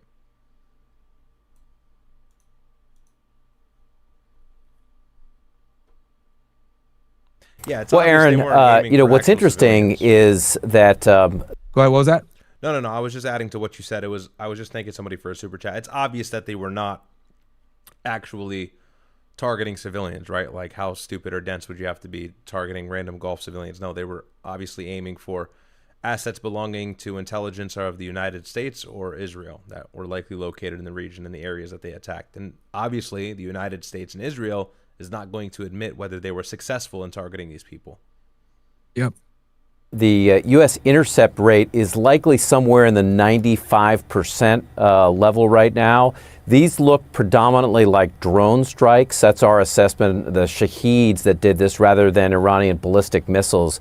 But it does show if the intercept rate is somewhere around the 95% level, that 5% or so are getting through and they are having damage. So the system that the U.S. has in place is not foolproof. It's very good, but it's not foolproof. And I would just say, sort of big picture, if you shift to the Indo-Pacific with the PLA, the Chinese People's Liberation Army Rocket Force, U.S. bases across the region, Japan, Philippines, and other places, are going to be at much more severe danger than what we're seeing now in the Middle East. Yeah, absolutely. And then when you talk about with the damage done by the drones, right, that the missile interceptor rate may be, exceptional. 5% can cause huge damage, but then there's the drones. You have done incredible reporting, you and all of CSIS, on the depletion of U.S. Offensive capabilities, missile inventories specifically as well. Trump was asked about that earlier today. Seth, I wanted to play part of what he said. All over the world we have inventory, and we can take that if we need it. But all over the world we have tremendous amounts of inventory, the best. For instance, we're stocked and locked and loaded. Right now, we have more than double what we had when this started. More than double what we had when this started, and tremendous amounts of inventory. I mean, what do you even make of such comments? Obviously false when it comes to things like Tomahawks, but what do you make overall? Well, I think what's important is that not all missiles are created equal. I mean, one of the advantages the U.S. had over time in Iran was that it had air dominance. It could use short-range missiles like Joint Direct Attack Munitions, or JDAMs. The problem that the U.S. has in the Pacific right now is it's going to have to use long-range missiles because the Chinese have such extensive capabilities to hit targets in what we call the first and second island chains, like out to Guam. And there, the U.S. stockpiles of long-range munitions, like Tomahawks, like JASSMs, like long-range anti-ship missiles, LRASMs, they are in very limited supply right now, and the same thing with interceptors. So what really matters in this discussion is not missiles per se. It's not helpful to talk about missiles in general. It's the missiles you need to deter in specific. Yo, this Evan 1904 guy in the fucking OSS chat, bro, like, yo, you're literally on the verge of getting kicked out, bro. Like, keep fucking talking, dude. You're literally on the verge of getting kicked out of the community. Keep being a fucking dumbass. Situations. Which I think is just so crucial, and what you lay out there is so important, and it's important for Americans to understand all of this and the truth. Obviously, what he said there is at best extremely misleading about something so important for national security. He also talked today, Seth, about something about Iran, right? What does Iran really have left? Okay, the military, and he was very specific. Here he is. We get the radical left to say we're not winning. We're not winning. They don't have any military left. It's unbelievable. It's actually, I believe it's treasonous. Okay, you want to know the truth? It's treasonous. And he said that Iran they've got nothing left. Okay, you've looked specifically at that, and you found that Iran does still have a lot left when you look at drones, you look at missile launchers. And real quick, I've also Aaron, I mean, look, and they've rebuilt a lot of the stuff, man. Go ahead. They've rebuilt, and they're digging through rubble to uncover a lot of their missiles that Israel and the United States intentionally tried to cover up with strikes in the beginning of the war. They're currently in the process of digging that out as well. So they still got a good stockpile left, and they still got a whole nother round in them. Of course, it's going to be way worse for them than it is for us at home, but we can't say the same for our Gulf allies. No question, first of all, that Iran has its capabilities across the boards are degraded. The video you showed of U.S. bases, what the extent of the damage in Iran is much more significant than what U.S. bases have received. Nevertheless, despite that damage, the Iranians have hid stuff underground, so they still have 40% or so, our assessment, of their drone capabilities left, and then maybe 60% or so of their missile launchers. So they do still have the capability to fire missiles and drones, and that makes them still a dangerous adversary. And as you just noted in your reporting, they're getting help from the Chinese, and I would add the Russians as well. All right. Seth Jones, thank you very much. I appreciate it. Thanks. So here's something else I have. Let me see if I can pull it up here.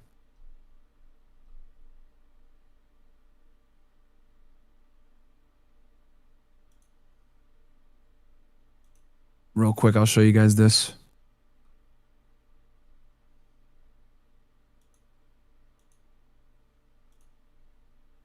All right, look at this. Al-Udeid Air Base power plant, right? Because I got a guy in my chat here. He says, If you've never been there and I have, how would you know more than me? The Chili's was still open. Okay, fat ass nigga. Of course you're going to say the Chili's is open. Here's the thing. Look, Al Udeid Air Base Power Plant. Just because your fat ass was able to get into the Chili's doesn't mean that the base wasn't still fucking destroyed to some degree, bro. See, this is right here. Look at this. And this is a power plant. This is something that's actually very important. This nigga over here talking about the Chili's was open. What the fuck? Like, that matters. Like, what? Yeah, and obviously, if they're going to use munitions They're to strike retarded, the bro. base, they're going to hit the part of the base that can't afford to be struck. Like, bro, you think they're going to target the Chili's, you stupid nigga? Like, yo, what the fuck? This nigga really said, hey, yo, it's still functioning because the Chili's was open. Hey, the Chili's still open. The Chili's still open. The Chili's is still open. I was able to get some Chili's. So it's okay. So it's still fully functioning, okay? Like, bro, and this nigga's name is Big Nigga, man. Like, yo, clearly you're a fucking idiot, bro. Like, nigga retarded. Bro really said, how'd you know more than me? The Chili's was still open. That's your barometer of, like of the Iran place is going to aim for the Chili's. Like, Iran is in the war room, and they're like, all right, we're going to aim for the Chili's. No, they're going to aim for the fucking power plant, the part that's critical for the operation of the base, you dumbass. That's why it was evacuated before the war started, because the United States knew that would happen. Like, actually, it's operational. Okay. This nigga and you better retarded, bet bro. your ass, if we strike Iran again, and we're going to strike hard, that base is really going to get hit. There won't be no Chili's anymore, nigga. If Donald Trump listens to Central Command like he was saying on the White House lawn, ain't going to be no more Chili's. Yo, nigga really came in here and said, yo, the base is still normal. The Chili's is open. Like, what the fuck? Stupid ass nigga, bro. Yo. They have a Chili's there? That's crazy. Is this dude trolling? Like, no way. Yo.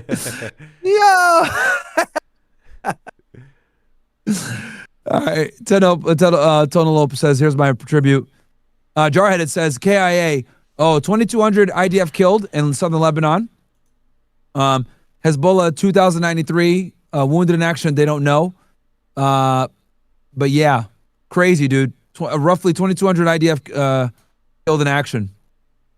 Okay, Only Hardcore says, sorry if you went over it already, but what do you think about the high-definition video of the White House Correspondents' Dinner showing the guard dog alert the shooter in the room and then immediately bolts out?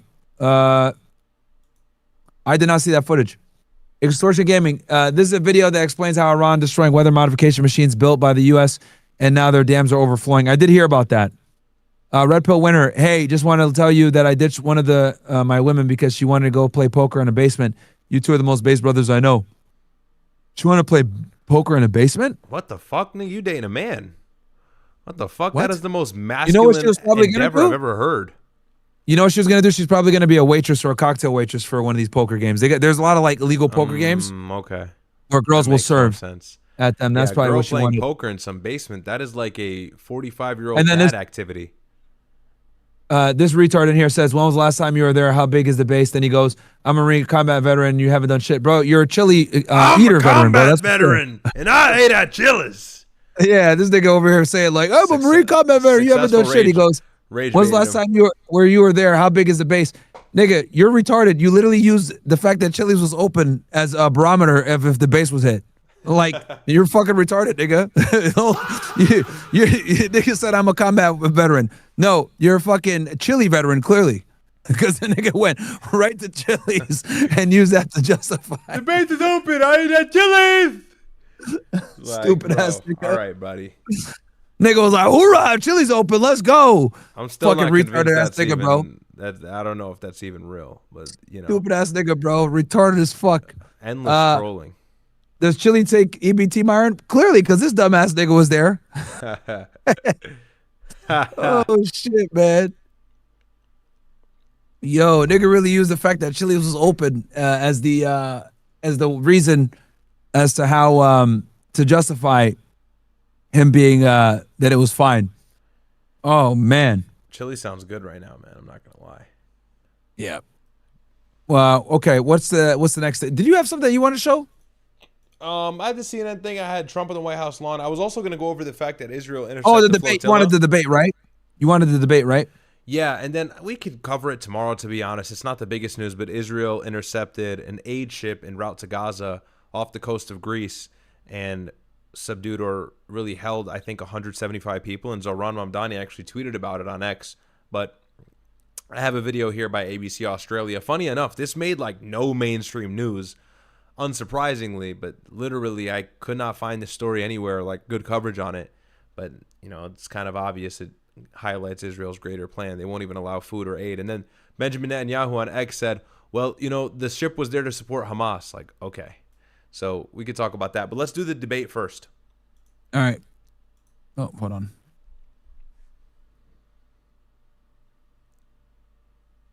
International law. Who's enforcing international law? Who is the aggressor here? Us. We are the aggressor. Okay. Can you name a single political concession we've gotten from them? Anything at all? Or are you talking to any political concession? Because you can't name one. So here's what we're doing. No political concessions. When you get up past your bedtime, you get hyper. Here's the deal. We are. You can call piracy in like if words don't have any meaning, but like we have sanctions against these vessels.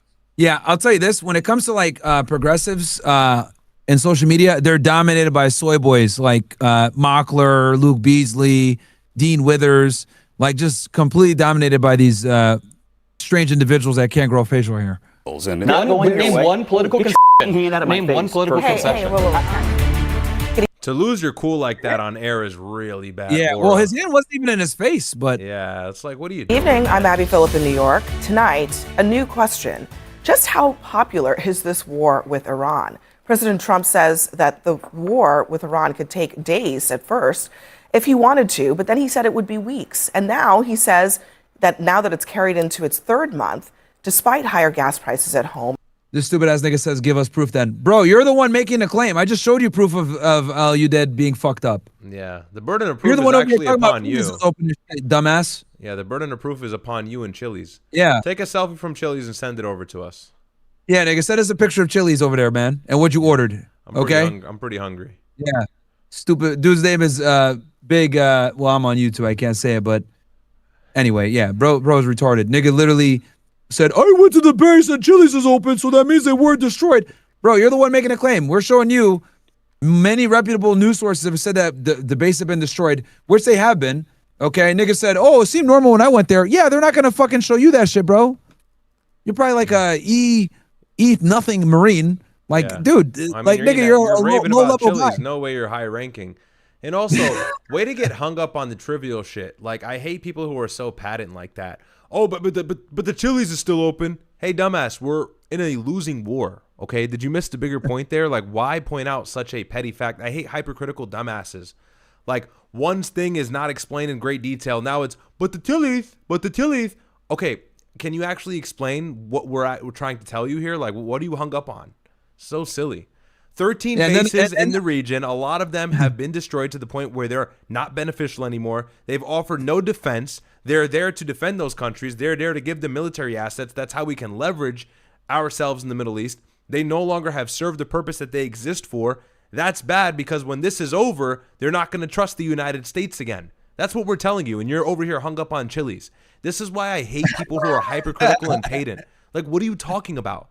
Like, what way to be nitpicky about such a stupid fact? You're like the brazen aspect we've been trying to harp on for the last 6 weeks. Like, this has been 2-3 months now this conflict has been going on, is the Gulf allies will suffer. And as a result, the United States will lose influence. And then at the same time, China's building cars that mog Tesla, taking the Mexican car market out of commission. And this is what you have to talk about? Like, we've got bigger fish to fry. Nigga, you over here talking about Chili's, nigga. Probably work at Chili's. Not only that, you know how I know this nigga's a retard? Yo, you're in the OSS too, bro. I'm ashamed that you're fucking this stupid and you're in the OSS. He said, give us proof. Nigga, you're the one that made the claim.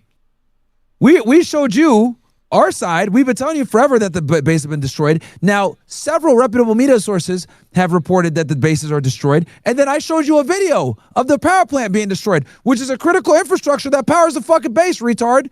And then your dumbass want to sit here and talk about, Chili's is open. Show me proof. You're the one making a claim. We've shown our proof, retard. That's how I know you're an idiot. Like, nigga literally came in here and said, show us proof. Nigga, you're the one that made the claim. We showed you our proof, so show yours, dumb fuck. Show us the Chili's. Show us the Chili's, idiot. Fucking dumbass. Like, this I can tell you're a retard. The fact that you use Chili's as proof just tells me that you're an idiot. You know? Holy shit. No critical thinking skills whatsoever. Stupid nigga, bro. When plummeting polls at home as well, Pete Hegseth is saying that America is right behind the president. When I talk to Americans, and especially when I talk to the troops, they are grateful for a president who has the courage to take on this threat after 47 years of what Iran has done, targeting and killing Americans. What I'm concerned about is I gotta say this. This is such an opportunity. No, Israel is grateful that Trump was the first president dumb enough to actually start a regional mess with Iran. That's what the real thing is there. No one's thankful for Trump starting this war. And then here we go. He says, it's funny because our power plant went down in 2011 there on Qatar's grid. All right, nigga. Now I just know you're a retard, dude. Now I know you're just a fucking retard. I show you the video and then this dude talking about some other shit. You're stupid, dude. Yeah. Dude is literally a retard. I hate stupid people, bro. We are not safer. And I would just like to know why you have not sought the support of the American. Nigga's so retarded, bro. Show him fucking clear-cut evidence of the base getting bombed and damaged, and then this nigga want to talk about the power plant went down in 20. What? Shut the fuck up, dude. You're so stupid. People, and 3 out of 5 Americans are against this war today. I believe we do have the support of the American people, and we have briefed regularly what this mission looks like and why it's critically important that we undertake it. You don't care whether when the American people and this war. the American people are quite smart. They understand and see through spin. They know that Vada Falls, thank you for the 10 gifted, bro. Appreciate you greatly, man. Vada Falls says, guarantee you he drives a Camaro with 40% APR. And then, yeah, these niggas are cooking. Mr. Drippy said, nigga said Chili's open. The Thads are working. Yo, niggas are cooking with the chat, bro. Niggas said a Camaro with 40% APR is fucking hilarious. Probably, it probably does have a Camaro. Yo, that is some military nigga shit, though. Military niggas always buying some American muscle car with an insane APR rate, and they're paying it off for 50 years in negative equity. That is actually like the case. Like they get that big check from the military at the end and they come back and buy a Hellcat and they're paying it off until they die. Like that is actually the case many, many times. That's like the meme. It's like a nigga join the army, nigga get a Dodge SRT, come back. Like that is a part of the meme. Yo, I'm not gonna lie, bro. Your choice of car is a litmus test, bro. You buy an American muscle, man. You either know ball with cars or you're a dumb military nigga. Go to Qatar. Let me know what you see. Nigga, nobody's talking about that, you dumbass. Yeah, Qatar's like he's over here talking about, next time you go to Qatar, let me know what you see. Qatar is fine. The people there are fine. Country is not in danger. We never said that. Nigga retarded, bro. I should have known from the Chili's comment to show me the proof to when we already showed the proof to him not showing any of his proof. This nigga's retarded, bro. And this is only the information we have access to. Who knows what the United States is hiding? By the way, from you as well, because you're obviously not important. You eat at Chili's, raving about Chili's. We know you're not gonna get good intel. But they're gonna give your fat ass to Chili's, bro. Like, of course, nigga, they don't want morale to be low. So the first thing they're gonna do is open up the Chili's, dummy. Did the base get destroyed? No, shh, here's some Chili's. Shut up. That's literally what it was with you. Get that nigga Chili's. And then he'll put his down payment on his Camaro. Yo, we're cooking this dude. Hold on, I got to chat here. Shady, thank you so much for the 20, my friend. He says, we're in a time where these imbeciles like Vance and Hegseth make me miss war criminals like Cheney and Rumsfeld. You can tell the quality has gone downhill. It's like living in a shitty TV show. Yo, that's actually kind of true. They're doing a way worse. And look, it's because they're telepathing what they're doing. We had the Iraq war as a prior mistake. And so we know what we're doing now is detrimental to our future. You know, so that's why Rumsfeld and Cheney kind of looked a little bit smarter, because this war on terror thing was fresh. Osama was really like a badass nigga. Like he was bad as fuck. That was a very bad guy. It was an evil villain. So he was the perfect person to put against the United States or pit against the United States as like this villain we must defeat. And to the credit of the United States, he was evil. And so we had to take him out of commission. So they had so much more bragging rights. The IRGC doesn't really like have that. Right? They never really attacked the United States. There was no 9/11. There was no like crazy war on terror thing. The bombings in the 90s. There wasn't any of that, you know, whereas now, or there was a ton of that in 2001, whereas now we don't have any of that. So yeah, Hegseth and Rubio and Vance and Trump, they really look a lot dumber than the previous Bush administration looked, because at least it was bought by the populace, and at least it was not something that, you know, we had made a mistake on before. And this is what they say now. They say, let's not overcorrect the issue of the Iraq war. No, no, no. Let's actually overcorrect it, because regime change in the Middle East has proven to be unsuccessful for years. It's never worked, especially from the air. Look at what we've done to every single country.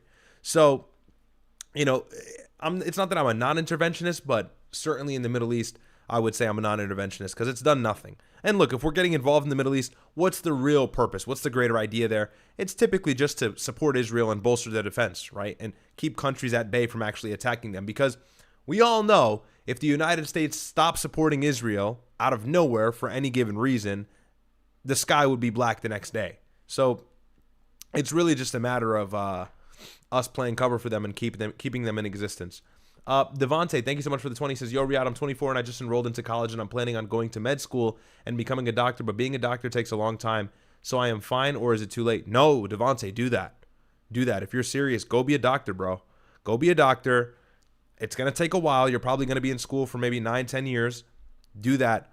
I have a lot of respect for people in the medical field, and you'll make a ton of money. It'll be worth it once you're older, and there's no more of a prestigious position than saving lives or, you know, being involved in medicine. So God bless you, bro. Go for that. Go for that if you're being serious. Absolutely go for that. I'm a big believer. Look, college is useless, but, you know, we're talking engineering, computer science to some degree, software engineering, the medical field. I'm all for that. Absolutely go for that, man. That's elite human capital, as we like to say. Go ahead, Myron. Sorry. No, as someone in the chat, Battlefall said, Myron, he's the type of nigga to play games on a tablet at the Chili's. Yo. And then someone said here, Jarhead had said, Riyadh is right. It's always the E2s and E3s who do it too. He's talking about the cars. The Fifth Elemental guy says, Chili's. And then Army vet says, even military towns overseas, they target soldiers with American muscle cars. All in 24 says, Myron, are you coming to UCI just for the student or public to get in? I think I'll be at UCI. Thoughts on Myron's jacket with the Helly Hansen? Oh, yeah, you know what it is. And then you guys made me spill my drink with a Camaro 50% APR. Yeah, bro, that's what these niggas be doing. The people were making fun of him. I want my baby back ribs. Dude, Camaro is just an L car. Like Mustang, we can talk about it, but Camaro is like, yo, I ain't gonna lie, bro. If I meet somebody and I see they have a Camaro, immediately sub 100 IQ off the bat. It's genuinely a litmus test. That's such a just shit car, but you know. Yeah. The dude doesn't even have a Camaro. We're roasting him so hard. We're just assuming he has a Camaro with 40% APR, which he likely does. Yeah, he probably does say the dumb shit that he's saying, bro. Regime that nigga said, prove it. When it's like you made the claim, now you got to prove it. Yeah. It says, show us your Chili's, bro. Death to America that seeks nuclear weapons and the ability to deliver. Did they lie about the range of their missiles? Yeah, Pete Hegseth wasn't acting macho. He was playing a macho person on TV. He is not actually macho. We are dealing with a war that is failing on a daily basis as Donald Trump has taken his Bro, it pains me. I got to fucking agree with soy boys like this fucking guy, bro. Like, you know, fat face losers. But he's correct. Because he was performing. It was a performance for Donald Trump. Didn't you know? I was wondering. Performance for Donald Trump. You're out there pumping up. Donald Trump is very impressive. He's taken his two largest campaign promises, no new wars and lower prices, and inflation, and he's messed both of them up. He started. Dude, like, all he's giving, he's just giving these guys so much ammo, man. It just pisses me off because it's like, you know, I voted for Trump, so this is painful. This sucks. What did I say as well? Trump starting this war gives Democrats jet fuel to win in the midterms as well as in 2028. What better bragging right would you have in the debate stage than to say that the guy across from you was a part of an administration, presumably Marco Rubio or J.D. Vance, was a part of an administration that started a forever war in the Middle East in which we achieved no goals. Again, remember, we started this war saying no missiles, no nukes, no proxies, and even no regime. Trump flirted with that as well, loosely. Now it's, can you please open the Strait of Hormuz? Please open the Strait of Hormuz. It's like, you know, we've lost everything. So these guys, whether in good faith or bad faith, and it's not because they're geopolitical experts, it's because it's easy for them to oppose Trump in this matter, are going to weaponize this moving forward, and it's going to work for them. It's going to work very well for them. Very quickly, Massad's honeypot, says, that nigga dodged the ballistic missile, and then he wanted to tell you how good that triple dipper from Chili's was. Yeah, I knew I knew the was just gonna cook this nigga, bro. Like as soon as he said, "Hey, it's not. There's nothing wrong. The Chili's is open." I was like, "They're gonna bake this guy, bro." He hasn't commented nothing since, bro. Like y'all niggas are hurting his feelings, man. Niggas are putting like baby back. I want my baby back ribs from Chili's and all that. It's just like, bro, So boosted said it. What does Zika say? Is he cooking them too? What's even worse? They get the base models with V6 with 1K car payments. Usually they also manage to get the extra money to pay for it. They don't even get the V8, bro. I think what is it? An LS in there? Yeah, bro. Yo. They come back and buy the base model muscle car that literally has like nothing except a steering wheel and wheels on it and a V6 engine that has no power. It's like, bro.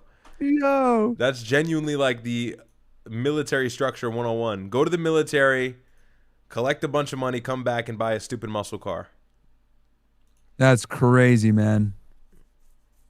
That's fucking hilarious, man. Mr. Drippy, thank you for the gifted. A new war that spiked inflation, and now this war is actively failing. An interesting statistic is that Americans have spent collectively $23 billion extra on the gas pump, and that's money that could have gone towards daycare, towards childcare. We'll sit here and you'll laugh at Americans spending money, but the reality is we are failing this war. The purpose of a war is to extract political concessions from the enemy. Can you name it? True. It's to push your, if diplomacy fails, it's to push your political whim on them. A single political concession we've gotten from them? None. Damn, bro. This pains me that it's like this fucking soy boy is making more sense than everybody else. Yo, I think your screen is frozen. Or is it frozen? No, never mind. It's not frozen. Battlefall says, Myron, this nigga's so cooked right now, he's never going to Chili's again. RIP. Yeah, bro's done with Chili's after that. He's never going to mention Chili's again after this one, man. Anything at all? Oh, are you talking to me? Any political concessions? Because you can't name one. So here's what we're doing. No political concessions. When you get up at past your bedtime, you get hyper. Here's the deal. We have a clear issue here. You're shaking, bro. We have a clear issue here. No nuclear weapons for the largest state sponsor of terrorism in. Oh man, dude, he's got to memorize. It's muscle memory. He's got to memorize. Thinking. Yeah, his mouth is moving without his mind. Yeah, actually, I was gonna say that he actually said it very smoothly. Yeah, it's muscle memory, and that's what this nigga said. Oh, here we go. He says, "I'm not in anymore. I'm a contractor with Raytheon. Got out of the USMC in 2012." Then what do you know? What do you know then? You haven't been in the military for over 10 years. What the fuck do you know then? Why are you? It's just bait. But look, I'm happy you chatted that because we had a really good time cooking your ass. That was actually a good comedic relief from a rather serious situation that we're reporting on. So thank you so much, Mr. 40% APR triple dipper. Dumbass. Someone said, Riyadh, I got a Camaro V8. Yeah, V8 is a little bit more of a W. I don't like muscle cars, but I'll give you your credit there. Oh man. Okay, what dates are coming to UCI? I'll get them for you guys right now. The world. UCI? Period. Full stop. The president believes, and he may be right. University of California, I think, is what he's asking. Okay. Yeah, I'm gonna get the dates here for y'all in a second. Vatafall says, I'm about to clap this nigga's cheeks if he says another super chat. Hey, yo. He already did. He said he left the UFC in 2012 and is a contractor with Raytheon. So, like, bro, if you're a contractor with Raytheon, nigga, they're definitely not going to tell you shit. Like, what are you shut up. Like, what the nigga? Nigga, you can only go to certain parts of the base and you, like, what? Bro. I spoke to a retired Rear Admiral today, Mark Montgomery, who's at the Foundation for Defense of Democracies. They think. Okay. May 13th, UCLA. May 29th, UCR. June 2nd, UCI. So these are the schools that were, these are tentative, guys. These are not 100%. May 13th, UCLA. May 29th, UCR. June 2nd, UCI. The blockade is actually more effective than the military campaign. And a little patience on the blockade here, where we cripple the Iranian economy. Dude, it's going to take weeks, if not months, to get the desired effect that they want to, like, completely cripple the economy and get them to capitulate the way that you want. These are people that have survived a fucking, you know, and honestly, here's the other thing too, you got to remember. If they keep doing this, what's to stop Iran from, like, just blowing up a destroyer? Yeah. That's the next step. That's what the Supreme Leader said. The new Supreme Leader, the son, the more extreme one, he said, we're just going to target U.S. vessels if you keep this up. Release the blockade. They're not going to concede to the blockade by releasing the Strait of Hormuz. They're going to escalate because they are the ones who have escalation dominance. We don't have escalation dominance. We are trying to exercise that, but it's kicking us in our own ass. So they're the ones who actually have more of a ball in their court to make this worse than it already is for the United States, and that's advancing military assets or military munitions onto these vessels that are currently present just a little bit outside of the coast of Iran. Yeah. You know, and by the way, look at what's his name, Adam? He's just smiling cynically, waiting to respond because he knows all of these talking points off the back of his head, and he's going to destroy him probably. Yeah. And then this guy, big whatever, again comes back and says military contractors go to bases. Goodness gracious, man. Bro, are you that stupid? Nobody's denying that you go to bases. What I'm saying is you're going to have a very limited purview when you go to said bases, okay? You're not even in the military, so you're not really getting filled in on what the hell's going on. I showed you the video of El Udeid getting cooked. You have multiple reputable sources saying they got destroyed. Like, dude, you're so fucking dumb. It's painful, bro. It's so painful. Bro, I thought only women wanted attention. Now it's almost it's also motherfuckers on Chilis and Camaros. Exactly, bro. Chilis and Camaros, nigga. We kill their currency, which is happening as we speak, where we put pressure on China because they need to get their oil flowing again. A little bit of patience, right? Bro, China gets a majority of their oil from Russia. They don't get it from Iran. Now, most of Iran's oil goes to China, but a majority of China's oil does not come from Iran. So what this guy, bro, right here, not bombs, but patience on just cope, man. The Republican Party talking points. A naval blockade could get the outcome you want, which is no nuclear weapons for the largest state sponsor of terror. You've been saying this for 8 weeks, and we are now past the 4 to 6 week deadline. Where is the enriched uranium right now? It's under rubble. Where is it right now? In the United States or Iran? Iran still has the enriched uranium. They still have the scientists scattered across their country, and they have all of the blueprints in the cloud. You can sit there and act confused, but you can't name a single political concession that we've gotten from Iran. It's not over yet. Okay, but also on that fact, why are we talking about the strategy of this? This isn't a legal war. This is terrorism. We are turning our military. Here we go. Here comes a progressive. Yeah, you already like know. More of a progressive talking legal point. war. See, I hate using like that rhetoric because it's like, bro, let's just be honest. The United States never adheres to international law ever. And it never will. And they never will. Right? Like we totally think we're above international law. Like, bro, using that whole thing about like, yo, this is an illegal war, blah blah. Like, bro, that's just not gonna work, bro. Like like you have to attack the conflict from like from the stupidity of it. You can't take it from you can't attack it from the legality. And this is what progressives try to do a lot of times, is attack it from like, this is an illegal war, blah blah, bro. Nobody's, just shut up, man. They're gonna tell you to shut up. They're gonna find a way to legalize it, right? So though in theory you might be correct that it's an illegal war, that's a weak argument to make, because let's be honest, the United States never ever cares about the legality of conflicts. Military into pirates. We are seizing civilian vessels. Additionally, sanctioned Iranian vessels that have gone through a DOJ process. Okay, Vatafall says, I'm an Army vet, been deployed overseas, lower enlisted, and contractors, especially people with top secret clearance, don't get any important information. Yeah, bro, I mean, he's a contractor. Of course he's not going to know what the fuck's going on. Niggas are calling him baby back retard, BFD. Chili's, oh, still love you guys. Pause. Did you change your name to Chili's, nigga? Nigga will spend his Chili's money and Camaro gas on super chats. Oh, man. Okay. Really quick, I have a chat. You can call piracy in like if words. What? Would you pull up if we host a Myron College debate at Stony Brook Uni, Long Island? Is that in the works, Myron? If they did it, I'd go. I'll go to any school where if you guys make it happen. No, I know they have to make it happen. I just didn't know if it was in the works. Yeah. I would definitely pull up because that's close. It's very close. Well, I would 100% go, but you guys gotta do the work and make a Uncensored America chapter, bro. That's the only way we could do it. Yeah.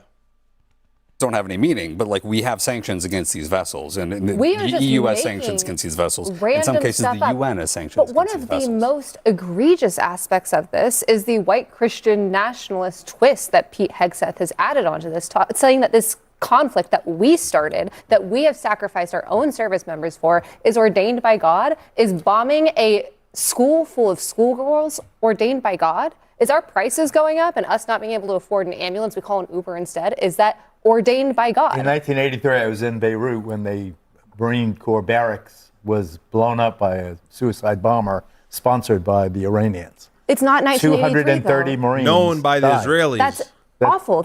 Yeah, tell the full story, my friend. Tell how the Israelis knew that this attack was going to happen and did absolutely nothing about it. Terrible. And this is what I've always said. Because I've got to make this a point. And that was not Hezbollah that did it, by the way. It was Hezbollah hadn't even really been formulated yet at this point. It when was they another bombed military faction in the south of Lebanon, correct? It was the predecessor to Hezbollah. Yes. So, and here's the thing. Allegedly. Who's a bigger enemy to the United States? Our front-facing adversary, that being Iran, the ones that we know may actually attack us at any point, whether we know or not, or Israel, our alleged ally, that knows our enemy is about to attack us, that we don't see coming, and does not tell us. I think that's actually way worse. If we have an ally, imagine you have a best friend who knows your arch nemesis is about to stab you in the back, and your best friend just watches it happen. Like, hey, I got a retard in the chat for you. Non-terror says, don't listen to terrorist pro-brothers. Okay. You have anything you want to tell them? What does that have to do with anything? See, I voted for Trump, but I'm not an idiot, and I can admit when with what he's doing is wrong. Then he says, you keep glazing? Oh my, you're an idiot, bro. You can't even make a coherent argument. First you say, what are you talking about, dude? Speak in full sentences, you fucking retard. Speak in full sentences. What are we wrong about? You have the floor, retard. Let's go. Nigga has the floor and he's just typing in like nonsensical sentences. Says glazing Iran. Because we're telling you the truth about what's going on, idiot? Huh? If anything, that should prove to you we voted for Trump. All right, sorry, I voted for Trump, but I'm still able to tell you guys the truth about this war. So if anything, that shows that I'm being honest, idiot. You have any facts? You have any facts about what I'm wrong about? How about that one? See, and here's the thing. You gotta, this is why I call some of y'all niggas out in the chat, because you guys are stupid. And then I fucking put the feet to the fire, tell me how I'm wrong, and you guys can never do that.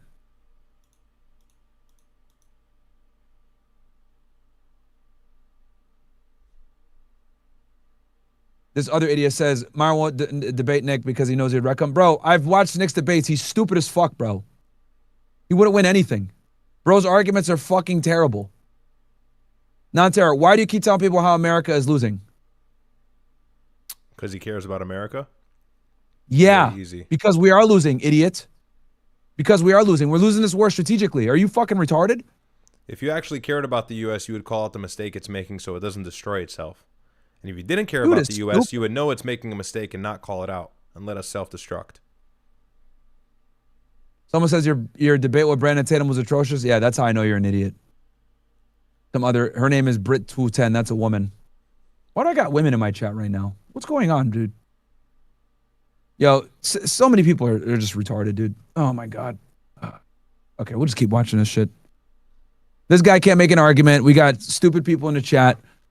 They also took out a couple of dozen at the U.S. Embassy. Geraldo, we murdered an Beirut. entire school of children. You can't make two of them. You can't make them, suddenly a victim. Okay, the real question is, what have we got? I actually think the school children are victims. I think. No, non-terror. You didn't ask a question. You made a bullshit assertion that we're terror brothers, and I asked you, tell me how that we're terror brothers, and you said because we're saying that U.S. is losing the war when they are. You're just an idiot. Okay. So enjoy the shadow realm, stupid fuck.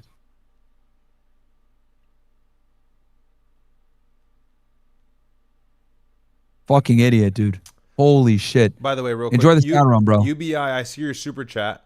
Send me the link of that video on Instagram, or just put it in the chat. Put the page that posted that video in the chat, because I'd like to see it.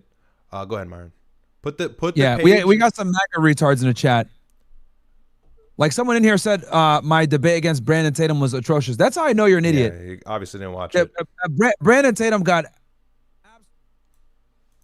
UBI, go ahead and put the profile, the title, or whatever. Give me a link to that if you can in the chat. If you can't, just give me the name of the account that posted it.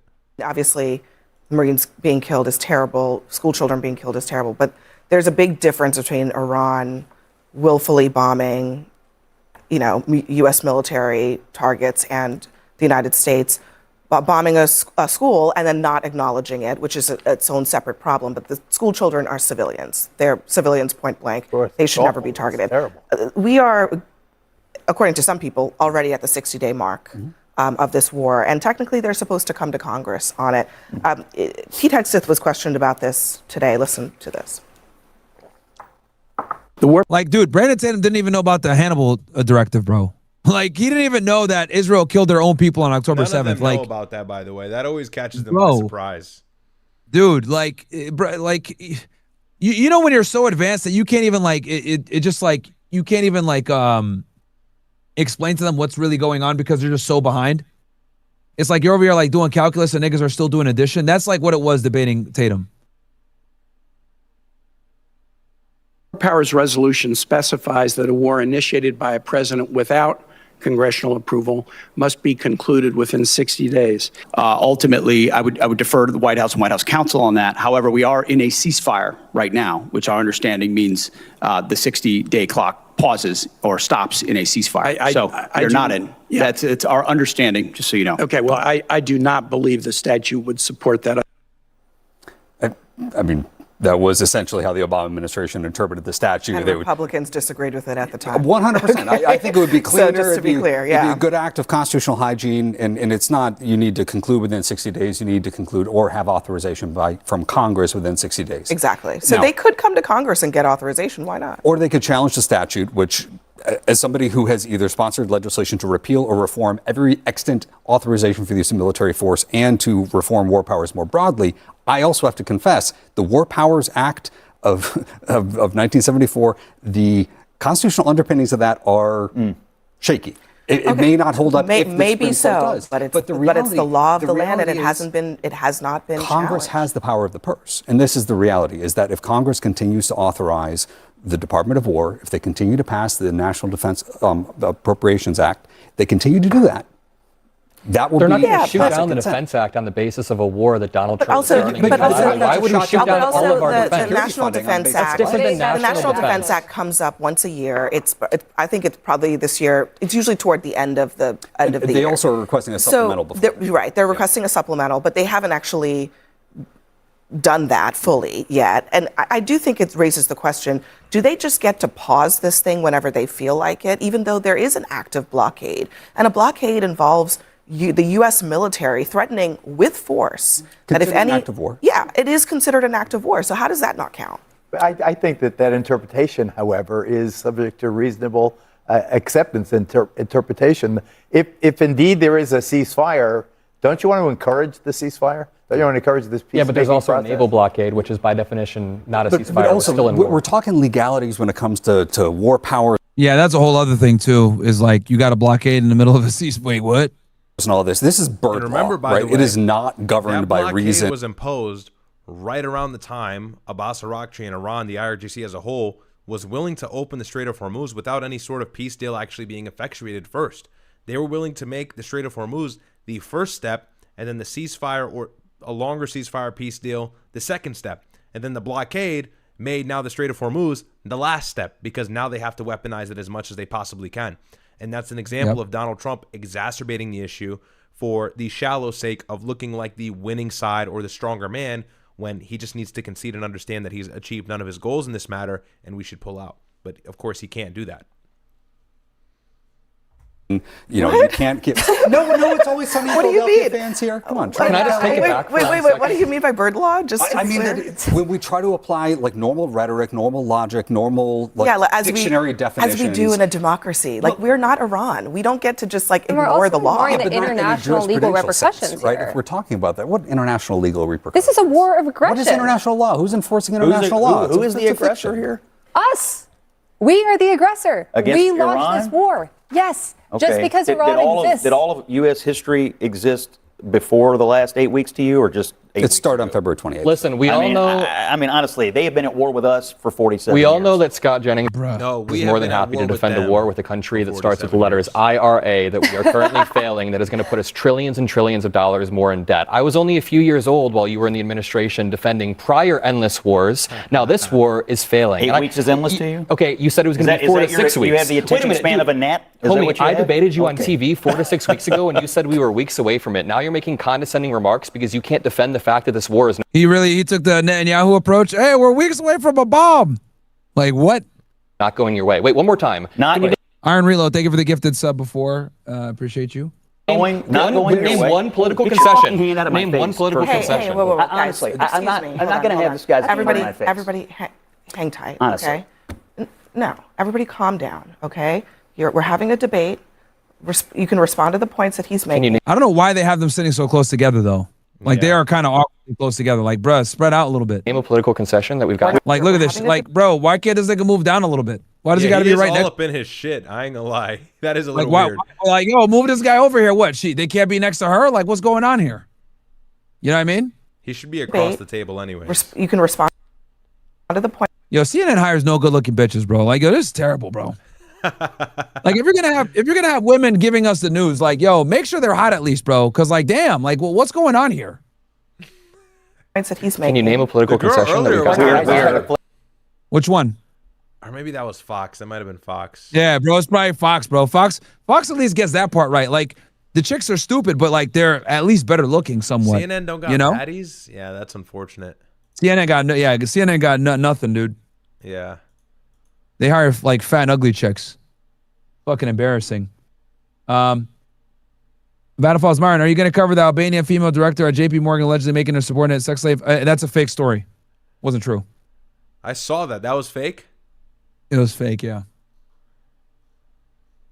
Interesting. Flashback to the war the skinheads had in my studio. I would be mad if I had to defend I would be mad if I had to defend the war. Scott, you can respond. We have a very simple goal: to keep terrorists and a terrorist regime from having a nuclear weapon that can threaten the United States. Bro, Israel is a terrorist regime, bro. What more proof do you need that these guys have no idea what they're talking about? I've never heard the same talking points spun around so many times inside one debate. Goodness gracious. That's it's like they give them like a thing. It's a script. And they just, yeah. It's literally a script. It's a script, bro, yeah. Yeah, very it's sad. painful, man. But whatever. But I mean, yeah, that's kind of all of the craze that's been going on. Honestly, I'd say for the last week and a half, 2 weeks, man, really slow developments. It's just been a matter of this blockade battle.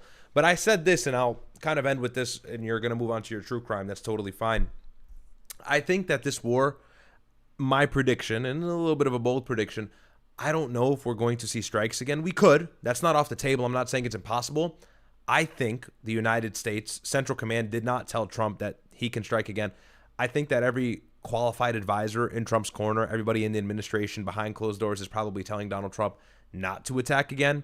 And I think the idea now is to just see how long we can drag out this blockade, to see how long that we can try and economically make Iran suffer. And this has now turned into more of an economic war than anything else. And that's what Trump is going to do. He said, look, I realize the blockade is working in heavy quotations, of course, more than the strikes were. That's what he's saying. So for him, he's able to inflict some pain or harm upon Iran, take those bragging rights to Washington, take it to the press, and at the same time not have to deal with the humanitarian question of hitting civilians, Geneva Convention, everything else in between, as well as the schoolgirl issue. So for Trump, this is like the perfect middle ground and make it look like he's winning. He has the edge while simultaneously not having to deal with the back-end effect of condemnation of attacking innocent civilians. However, the oil question still has no answer. And so that's why I see him talking with oil execs. I've seen so many different reports out of Axios and others, reliable sources, that Donald Trump is meeting with oil execs to try and remedy the domestic oil market here in the United States and gas prices, what you guys feel at the pump in the meantime as we continue this blockade. So I think that's the operative angle in which he will work from, at least for the next few days. But you never know. Could be strikes this weekend again. Boots on ground, maybe. I don't know. It doesn't seem likely. As time goes on, it seems less and less likely because we're pulling assets out of the region. At least the Gerald R. Ford left, but for whatever reason is not clear. That's just my speculation. But yeah, I mean, that's kind of where I think it's more of an economic war than anything else, and it's going to stay that way, which is good, right? I don't want it to be kinetic. However, it's just not really working for us. You know, so that's pretty much it. That's kind of like my I don't know why my chat is laughing right now. But yeah, what are your thoughts? My stream went down randomly. I don't know what the fuck happened. I think it went let me look here when it went down.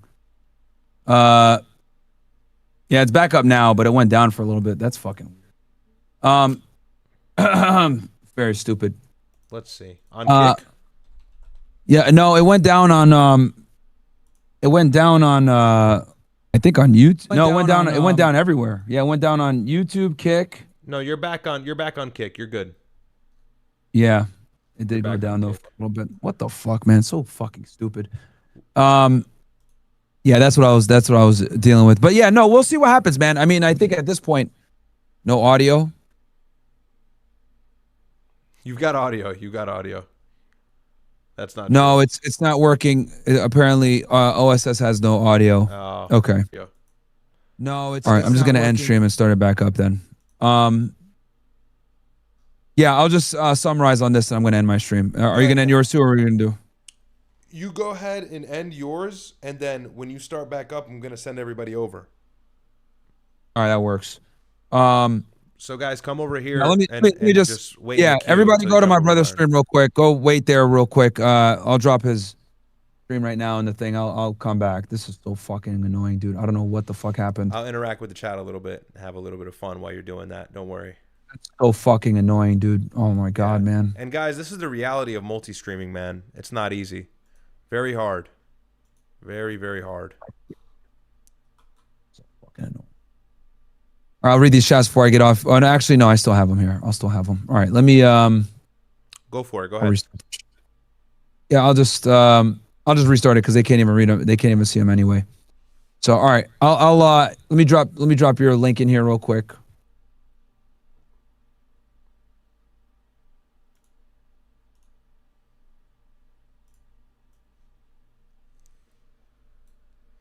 I'll drop it. Oh, sorry. All right, let me just put this here for everybody.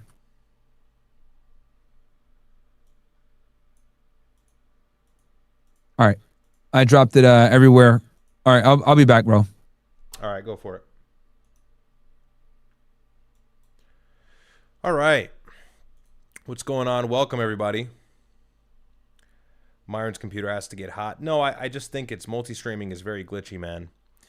But yeah, W stream, we're here. Don't worry, I'm not ending now. We'll wait for everything to get back up on his end, and then I'll send you guys over there. But yeah, the last few streams, I've been doing them alone. I've kind of covered the news extensively. I've been keeping up with all the micro updates, and they're not as interesting, right? They're a little bit more boring, but of course I got to give you guys the news regardless of whatever is developing. However, yesterday I didn't go live because genuinely nothing happened, and so I was going to sit here. And by the way, the reason why, Desert Joe, thank you so much for the 10. I'm going to read it in a moment. The reason why I don't go live when the news is slow is not because I can't do the show. I still have tons of things that I'd love to talk about or react to, but I've got to kind of be careful because, you know, I've still got a job. And so anytime the news is not really dense, I find myself shifting towards like something about red pill, something about race. And those topics, believe it or not, are actually a lot more divisive and dangerous for me. So for me, I'm a little bit more careful in that realm. But let's see what Desert Joe says. Everybody's laughing in the chat. 10 or 12 hour shift? No, bro. 8 hour shift. 10 or 12. No, I can't. UBI says I lied. Read it out loud. So no, bro. I don't. Why would you try to do that? That's so dumb. Desert Joe, Chili's had a strong opinion about tonight's discussion. Yeah, facts. Facts. It's like, bro, you know, we're talking about how it, you know, I hate, that is my pet peeve. I'm going to vent for a second while you guys are here. That is my pet peeve, is when you're making a great point that is it's true in its entirety, right? And you're making a large point, and somebody is like at the microcosm like, oh, but technically this, it's like, you're so stupid. Like, that's the biggest tell of a stupid person. I hate nitpicky, hypercritical. I think there's a word for that. It's patent, whatever it's called. Like people who just focus on the trivial, unimportant shit. Well, actually, Chili's is open. What are you talking about? So, and it might be bait, you know, that's why I'm hesitant to react to these people, but it gets to a point, man. You start to lose your shit with some of these super chatters. So, Alboy says the JP Morgan story was falsely made by G. Yeah, wow, that's crazy. I saw that. I thought that was funny. I mean, yo, if a CEO of a country... All right, look, controversial. If the CEO of a company is making me, you know what, you know, then maybe I'll stay there. I don't know if I'm going to complain. That's a joke. That's a joke. Haram! That's haram. All right, let's see here. Someone said Zerka impression. No, I'm not a monkey. I'm not a monkey, okay? Stop trying to make me do tricks What are you going to have me jump through a fiery hoop next? Never listen to your chat, as I just did. Yeah. Somebody chatted in while Zerka was live on Fresh and Fit and was like, Myron's brother sounds more like Zerka than Zerka. No, it was a good impression. It was a good impression. He just talks so low. It's not hard. You just lower your voice and make it ashy and you sound like Zerka. Someone said in Sneeko. Yeah, W Sneeko, man. I texted Sneeko the other day and I told him good job on the tour. Sneeko has been grinding. Yo, streaming from the desktop on just one platform, by the way, which is what I'm doing, is already hard enough. And to IRL stream in Asia and shit, you know, credit is given where it's due. Shout out to Sneeko, man. Not easy to do that, but he's been crushing it. He's been views off the charts.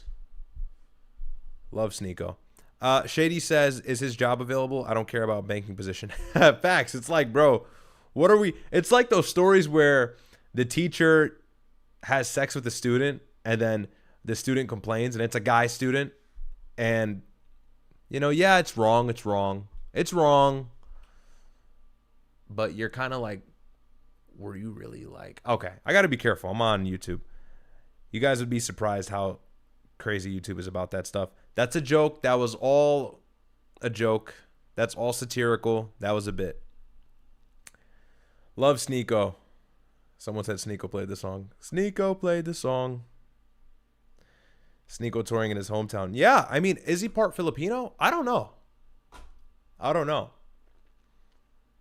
But yeah, I got some more stuff we can react to while my brother's firing up the stream. However, it should not take him too long, so I don't want to get us into the midst of some juicy story, pause, and then we end. So I'll send you guys all over there. But we're having fun. We're hanging out. And I want to take this moment, actually, to just say thank you to everybody so much. I'm at 20.6K. Maybe after the stream, it'll probably be 20.7. If you have not subscribed to the channel, please do it already. Or please do it now. Long day. Please forgive me. Please go ahead and subscribe if you have not subscribed already. Gosh. I started this channel about a month and a half ago or 2 months ago now at this point, and it's been growing rapidly. The views are going up. I typically on a night alone maintain about 1.1 to 1.7K viewers when Myron's not live, of course, and so I really appreciate all the love. I let a little emotional post out on my YouTube. You can go check that. I just said thank you. I always want to be very gracious and show my gratitude and humility to you guys. It means the world. I really do love political commentary. I love to give the news. I love to read it and react to it and do this whole streaming thing. It's something that I thoroughly enjoy. And so, of course, alongside my brother, but you guys, I give the thanks to. It really, really is, you know, I look forward to it. I finish the gym. My day starts. I work. I hit the gym. I come home. And, you know, as the day is progressing at work and everything, I'm just paying attention to the news, ensuring that I'm giving you guys the most accurate reporting. I'm reading Israeli news. I'm reading Iranian news. I'm reading American news. And I'm just looking at everything and bringing it all in one nice package to deliver to you guys in a way that's entertaining and digestible. And if that's the job that I need to do, I'm as happy as a clam. So I really appreciate all the love. I don't mean to get all sentimental, but really always want to make sure that I'm never short of thanks for you guys and you never feel that shortage. So any of the super chatters, any of the people that watch, even if you watch for a moment, you stop by, you watch the videos, God bless you. I really appreciate it, man. It's enough of that because I'm getting all sappy, but really, really, I can't harp on it enough. So really, really appreciate it. Thoughtic with the $50. Thank you so much, bro. I tell you what, this guy Thoughtic is a great supporter. Constant super chatter, always sending in money, showing me support. God bless you, Thoughtic. I really appreciate the love, man. Thank you so much, man. Thank you so much. We always got Don DeMarco's ready for Thoughtic, so, you know. But, I have this story about Israel intercepting the Gaza aid flotilla. I wanted to go over that with you guys, but it's just going to take too long. I can play the video. Before I do that, because we'll get into the story, I think it's pretty interesting. Make sure to follow me on X. Let me go ahead and pull that up now if you haven't already. I'm always tweeting like funny stuff. That's me on X. Okay, it's Riyadh's report, very straightforward. And then my Insta, my clips page, really. I don't care too much about the personal Insta. Right here, Riyadh Pilled. Give that a follow. Oh, the following jumped up a lot. Maybe we had a viral clip here. My editor, Halimi, is taking care of this page. I don't run it. Remember the clip of LaMelo Ball? I don't run it. So this is my personal page here, but give this a follow. Really appreciate all the love. If these clips can get out on Meta, like Instagram, maybe even Facebook, that helps to reach a ton. A lot of people don't actually convert over to YouTube and then subscribe and watch and support, but it does a lot for the notoriety, and that helps in the long run. So I really appreciate if you guys can go give that a follow while you're hanging out here. But let's take a look. So this was crazy. Just a few days ago, Israel intercepted a flotilla off of the coast of Greece en route to Gaza for humanitarian aid, food, and other supplies likely. And of course, Israel not only intercepted the ship, I'm not sure if they arrested all the people on board. A lot of the details were unclear. I think they're good now. They're in Greece, but funny enough, Benjamin Netanyahu had tweeted on X, and he said, you know, that flotilla was en route to give Hamas weapons. And the reason why I react that way is because the lie is just, it's like ad nauseum, the same thing over and over again. It's Hamas this, Hamas that. We got to come up with something different here. So here, let me pull this up for you guys while we're waiting for Myron. This all happened overnight Wednesday into Thursday morning local time. The global Samud flotilla releasing this video, it says, is the moment the Israeli Navy warned its ships not to go any further. Any further attempt to sail toward Gaza places your safety at risk and leaves the IDF no choice but to take all necessary measures at its disposal to enforce the lawful maritime security blockade. Then Israeli forces boarded the ships and detained their crew. The global Samud flotilla describing it as an act of piracy on international waters, saying Israeli forces damaged ships, disabling their tracking equipment and engines. Israeli authorities in turn describing the activists as engaging in a PR stunt, labelling them provocateurs on a pleasure cruise rather than delivering aid, and claiming Hamas was the driving force behind their mission. A number of countries have condemned this. How does that make any sense? A military faction funded by the IRGC, an IRGC proxy that is representative of the governing body of the Gaza Strip, which is an open-air prison located right on the border of the Sinai, that struggles economically, has the leverage to get a bunch of different activists, some of them from New York City, onto a ship to give them weapons? What? I mean, how does this make any sense? How can you slap the Hamas label on this? The asinine. It's crazy. And this is them banking on the ignorance of public opinion. Incident, the Turkish government, longtime critics of Israel, have said the country has breached international law, while Italy's... By the way, guys, I see a couple people saying it doesn't let them send them a super chat or send in a super chat. That could be because you're saying something in the super chat that YouTube doesn't like. So just bear that in mind. Be careful. I don't want you guys to get nuked as well. Prime Minister Giorgia Meloni has demanded the immediate release of all Italians who have been detained.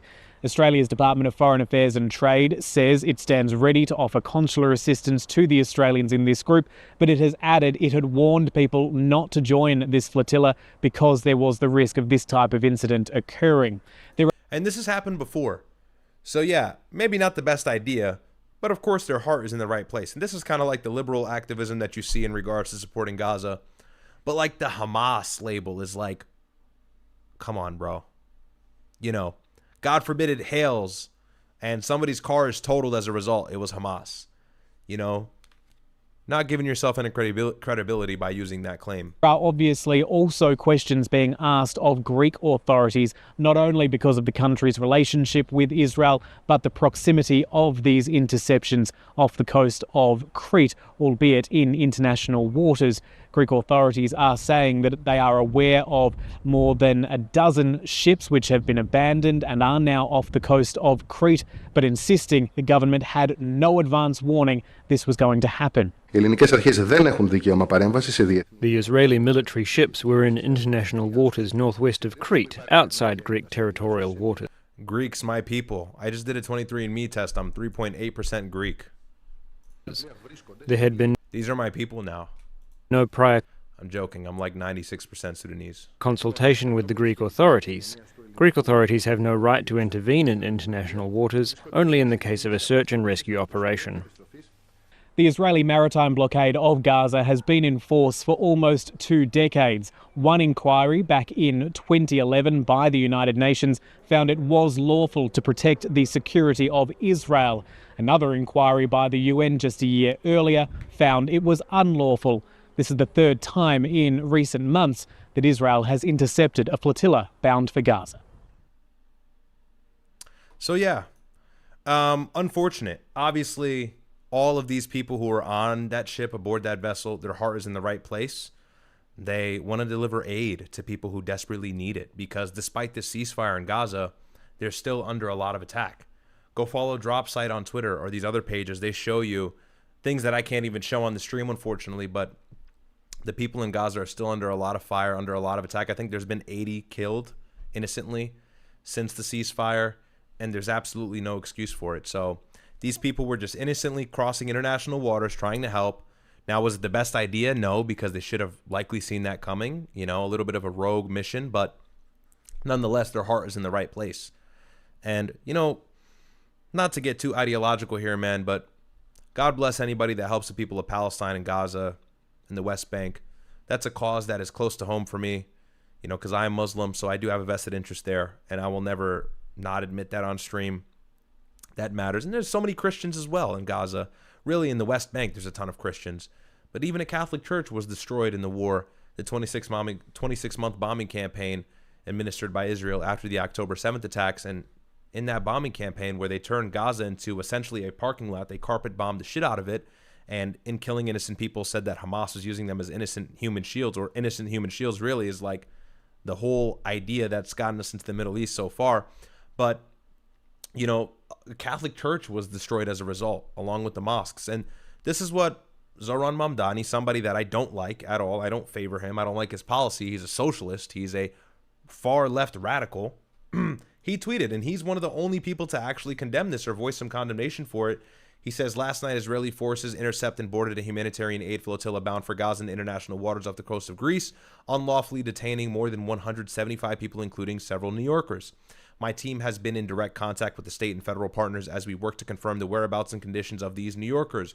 This is a brazen violation of international law. Those detained must be released. And it's like, hey, you know, ideologically, I don't agree with the guy. I know he's Muslim, but I'm Sunni, he's Shia, so there's no real parallel there. The biggest thing is I just don't like his policy. I don't have an issue with Shia people as a whole. No issue whatsoever. It's just his policy. I don't like the fact that he's this democratic socialist. He's a far left radical to me. But he's right. And no one wants to voice any concern about these things that are happening in international waters. This is illegal, you know? So it is what it is. Somebody spoke about it. And this is what I'm saying, you know, people from the left are getting these things right that people from the right, if they got correct, would actually make so much more or cover so much ground or headway in this fight for political power. This is why I got so mad earlier when I was telling my brother, people complain about Mamdani, but Mamdani is actually charismatic. That's why he's won. Can we get somebody on the right who's charismatic? You know what I'm saying? So it's like you're complaining. Instead of complaining, how about talk less and do more? You know, we need more people on the right to mobilize and be witty, be smart, be charismatic, be quick to respond, be intelligent, say the right things, understand their history. And it seems like there's a little bit more of a domination in those aspects or metrics from people on the left. And that's not positive, because that's exactly what's going to lead to Democrats winning in 28. And I don't mean to do the whole left-right thing. It does get to be slop at some point, right? It does get to be kind of like, what side of the political aisle are you on? And then you get into the whole thing and it's kind of silly, but it is true. You know, it is true. And I'll tell you what, if Democrats win in 28, maybe this channel won't be here. You know, free speech will be a lot more challenged than it currently is, I think. So that's something that is concerning, not only for me, but really for the big voices of truth. I'm a nobody, but for the people who actually tell the truth, you know, what's going to happen to them? But these are the people that are getting these things right. In that debate with Scott Jennings, he was getting absolutely manhandled, fried. And then what did he say? The same rhetoric, the terrorists and their terrorist regime cannot have a nuke. It's like, bro, you're spinning around the same Hasbara and it's getting debunked. Are you going to take that to 2028 in the debate stage? You're going to get smoked. You're going to get crushed when the United States is in a global oil issue, or we are at the heart of the global oil issue that we caused by striking Iran for the sake of Israel. Where does this start? With people on the right mobilizing. So anyways, enough. Let's see. Shady says, love the integrity. Islam demands it. Hey, God bless you, bro. Thank you so much. Thank you so much. And I know more Christians than Muslims watch me. That's totally fine. I love Christians as well. And your viewership is greatly appreciated. No issue there. And a lot of Muslims watch me too. So shout out to all of you guys. But all right, I think Myron's back on. Let me confirm real quick before I get to yapping too long. So he'll be back on in a moment. It seems like he is loading up. So I think that's really it. Let's see. Is there anything else that I wanted to talk to you guys about? No, that's pretty much it. You know, I mean, I'll leave you guys with this. This is from CNBC. Oops. Look at this headline. Come on, man. ExxonMobil CEO expects higher oil prices due to Iran war. The market has not seen the full impact. You know, and this was today.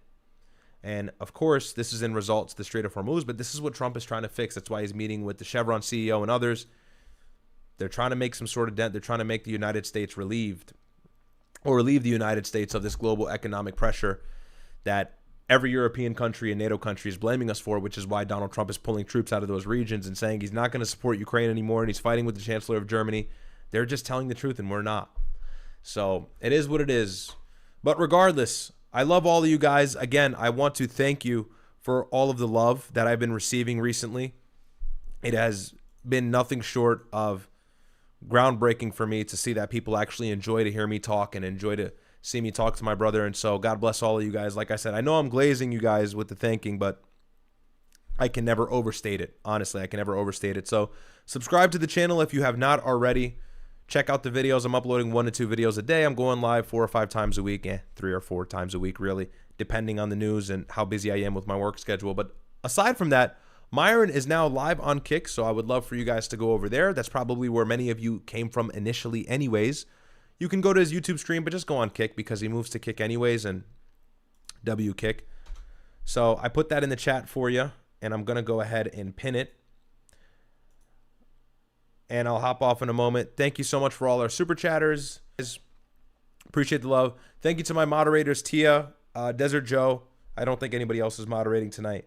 You guys are always working overtime, helping me out in the chat. If you've been watching for a while, you know that I don't look at the chat. I can't. It's like a multitasking thing. My brain, I'm too low IQ. Hang on. Yo, stream can hear you. Yeah, I tried to join up. I tried to hit you on Discord. Oh, no, I'm sending everybody over to you. Oh, okay. Yeah. So you're getting off right now? Yeah. Or did you want to have some concluding statements? Because I know we were kind of talking about our predictions for the future. If you want to get off now, I understand. But yeah, no, I thought you wanted to jump on back rope one more second before you leave. But if you got to get going, bro, no worries. Nah, I'm in no rush. Here, let's finish everything up. I'll join you on Discord right now. All right, bet. All right, so we'll finish up with Myron real quick. But you can head over there anyways, send you on your way, because I'll be off after. Yo.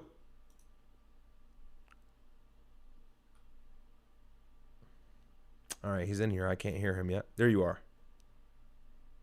You're just muted. Can you hear me now? Yes, sir.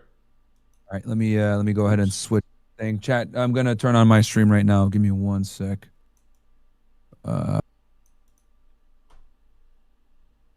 Boom. All right, there we go. Oh. Yeah, it's such a pain in the ass to restart everything, dude. Oh man. Dude, multi-streaming seems very difficult. Yeah, I have to do it because I have to do it with everything. So that's why it's such a fucking pain in the balls. Nightmare. Man, I could really go for like McDonald's right now.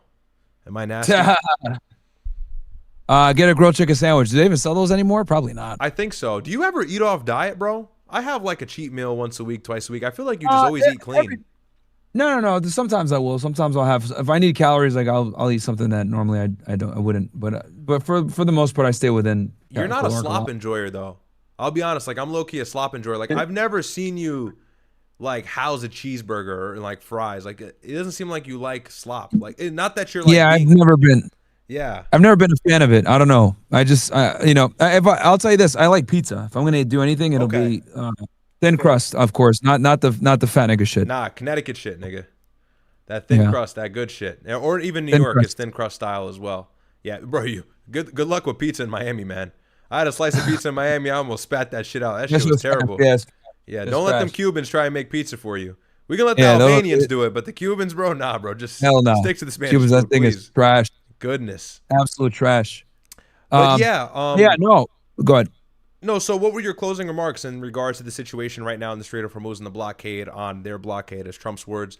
What do you foresee happening in the next few weeks or the next few days, really? They're either going to A, strike them again and do a sneak attack in the middle of negotiations, which that's very probable, or they'll maybe come to the table to delay to strike them again anyway.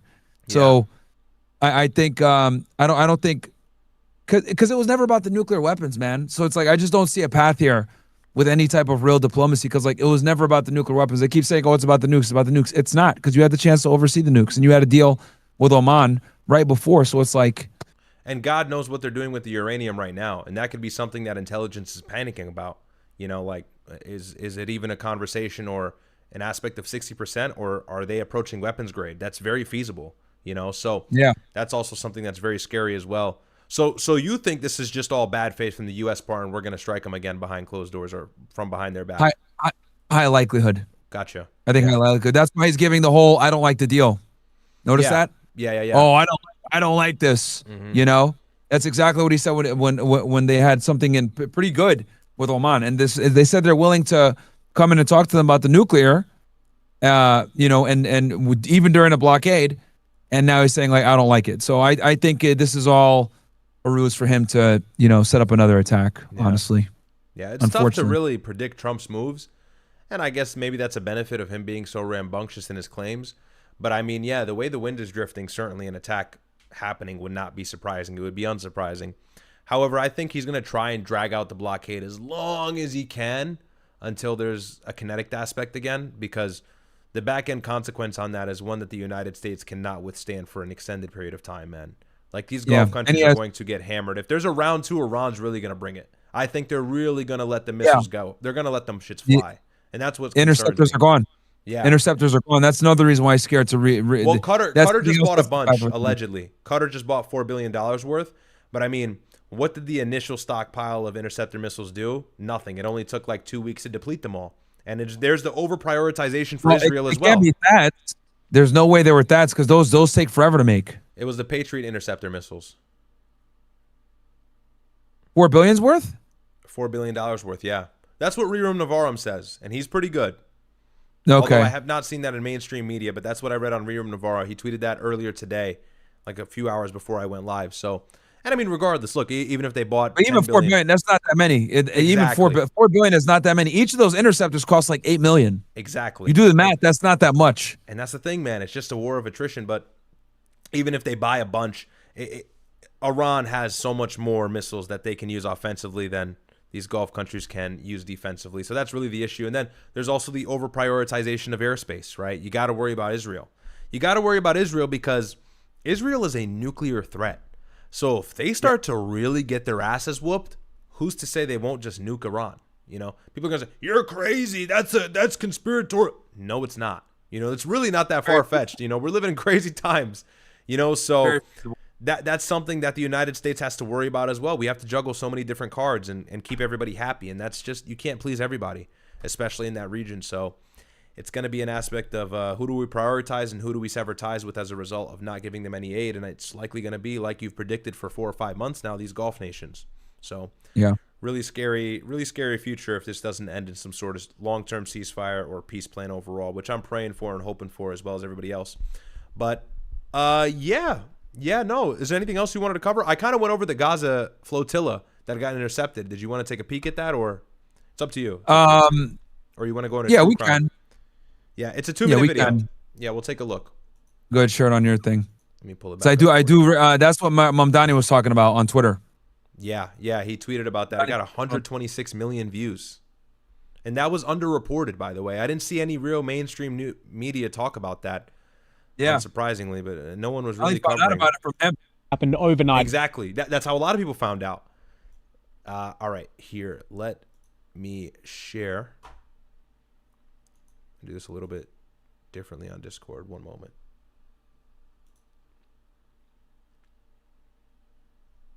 And let me pull up his tweet. I just had it up as well. All right, take a look. Wednesday into Thursday morning local time, the global Samud flotilla releasing this video. It says is the moment the Israeli Navy warned its ships not to go any further. Any further attempt to sail toward Gaza places your safety at risk and leaves the IDF no choice but to take all necessary measures at its disposal to enforce the lawful maritime security. Yo, by the way, bro, I'm on that ship. Get me the fuck off. Yeah, I got an Israeli interception on the radio saying, get off the ship, turn around. I'm like, yo, bro, turn the ship around, or if you don't turn it around, I'm going to, because we're about to get absolutely struck. Yeah, like, we're about to imagine get you're on that ship. Bro, you can't put anything past them. No, hell no, bro. Who's They'll the thing kill that you. they They won't don't get hit with care. the drone? Yeah, bro, that's terrifying. They don't care. They don't care. That's some you're gonna die tomorrow shit right there, nigga. Yeah, like That's they're pretty looking scary. for an excuse to smoke you, bro. They're looking for an excuse. Security blockade. Then Israeli forces boarded the ships and detained their crew. The global Samud flotilla describing it as an act of piracy on international waters, saying Israeli forces damaged ships, disabling their tracking equipment and engines. Israeli authorities in turn describing the activists as engaging in a PR stunt, labelling them provocateurs on a pleasure cruise rather than delivering aid, and claiming Hamas was the driver. I mean, I'm not trying to. I don't want to be a contrarian. This don't look like no pleasure cruise to me, nigga. Yeah, hell that looks nah, like bro. hell. That sucks. You know, I think their heart is in the right place. Yeah. And labelling them provocateurs on a pleasure cruise rather than delivering aid, and claiming Hamas was the driving force behind their mission. A number of countries have condemned this. I literally. Of course, they gotta blame it. It's Hamas. Bro, we're the same person. The Humanitarians are Hamas. We're the same person. I said, how much are you going to abuse the Hamas thing? Like, they just slapped that on everything and label it support of Hamas. Let's just think about this logistically and logically. A human aid or humanitarian aid flotilla is en route to Gaza. It's off the coast of Greece. Gaza is an open-air prison. People have a shortage of almost everything. And they think that all of these liberals, some of them from New York, are shipping weapons to Hamas. Why would they do that? Why would Hamas allow for that? Like, covertly, Hamas has been receiving weapons from Iran. They're going to do this now? They're going to just have a flotilla of innocent 175 people? What? It makes no sense. Like, it's preposterous. How could they even say something like that? They could have used another excuse. Like, goodness gracious, man. Incredible, man. The Hamas thing, they got to give it a rest, bro. Turkish government. This is why they're losing the media war. It's not even because of control. It's because of bad lies. Really bad lies. Just everything is... critics of literally. Israel has said the country has breached international law, while Italy's Prime Minister Giorgia Meloni has demanded the immediate release of all Italians who have been detained. Australia's Department of Foreign Affairs and Trade says it stands ready to offer consular assistance to the Australians in this group, but it has added it had warned people not to join this flotilla because there was the risk of this type of incident occurring. There are obviously also questions being asked of Greek authorities, not only because of the country's relationship with Israel, but the proximity of these interceptions off the coast of Crete, albeit in international waters. Greek authorities are saying that they are aware of more than a dozen ships which have been abandoned and are now off the coast of Crete, but insisting the government had no advance warning this was going to happen. The Israeli military ships were in international waters northwest of Crete, outside Greek territorial waters. There had been no prior consultation with the Greek authorities. Greek authorities have no right to intervene in international waters, only in the case of a search and rescue operation. The Israeli maritime blockade of Gaza has been in force for almost 2 decades. One inquiry back in 2011 by the United Nations found it was lawful to protect the security of Israel. Another inquiry by the UN just a year earlier found it was unlawful. This is the third time in recent months that Israel has intercepted a flotilla bound for Gaza. Yeah, the thing is, they detain the people. Yeah. And the status of They them is detain them and currently they deport unknown. them. Yeah. So this is Mamdani's tweet very recently here on his Twitter. And you'll find the tweet very easily because it's the most viral one. Look at this, 128K likes, 3.4 million views. I said 100 million views earlier. That's my bad. So he says, last night, Israeli forces intercepted and boarded a humanitarian aid flotilla bound for Gaza in international waters off the coast of Greece, unlawfully detaining more than 175 people, including several New Yorkers.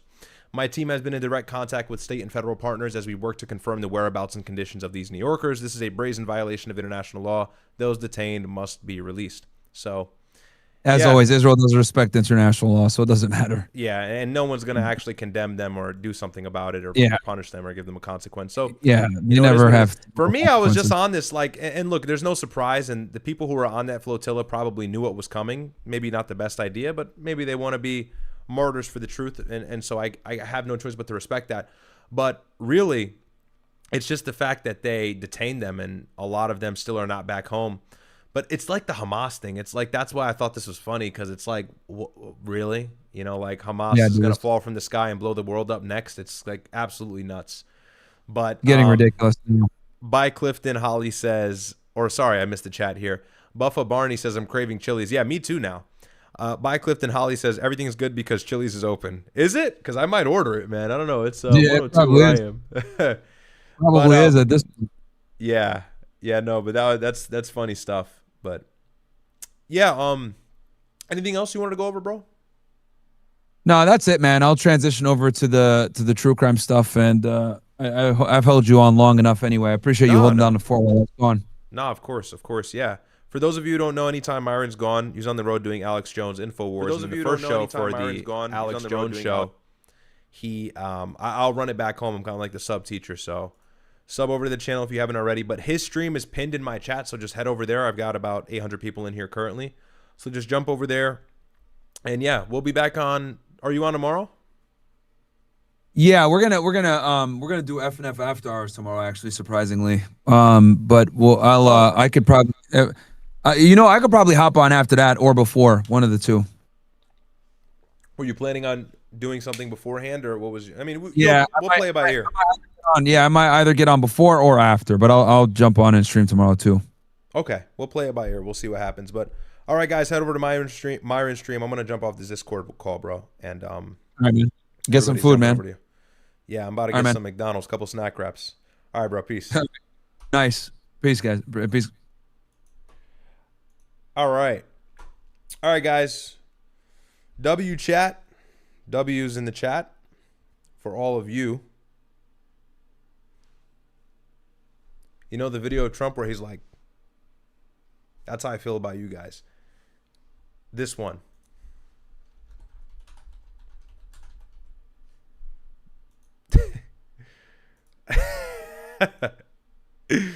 I'm literally like bored. This one is too good. This is my favorite Trump moment ever. Right here. Me to you guys. You guys are all the greatest. Aren't you the greatest?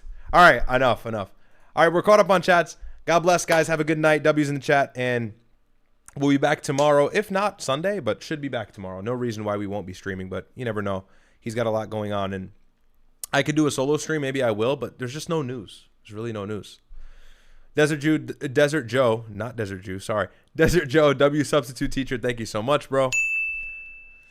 07's in the chat for Desert Joe. He should really be called W Joe. Shout out to you, my friend, constant supporter and moderator. All right, guys, have a great night. Enjoy the rest of Myron's stream, and we'll be back with you likely tomorrow, but if not, Sunday. Peace out.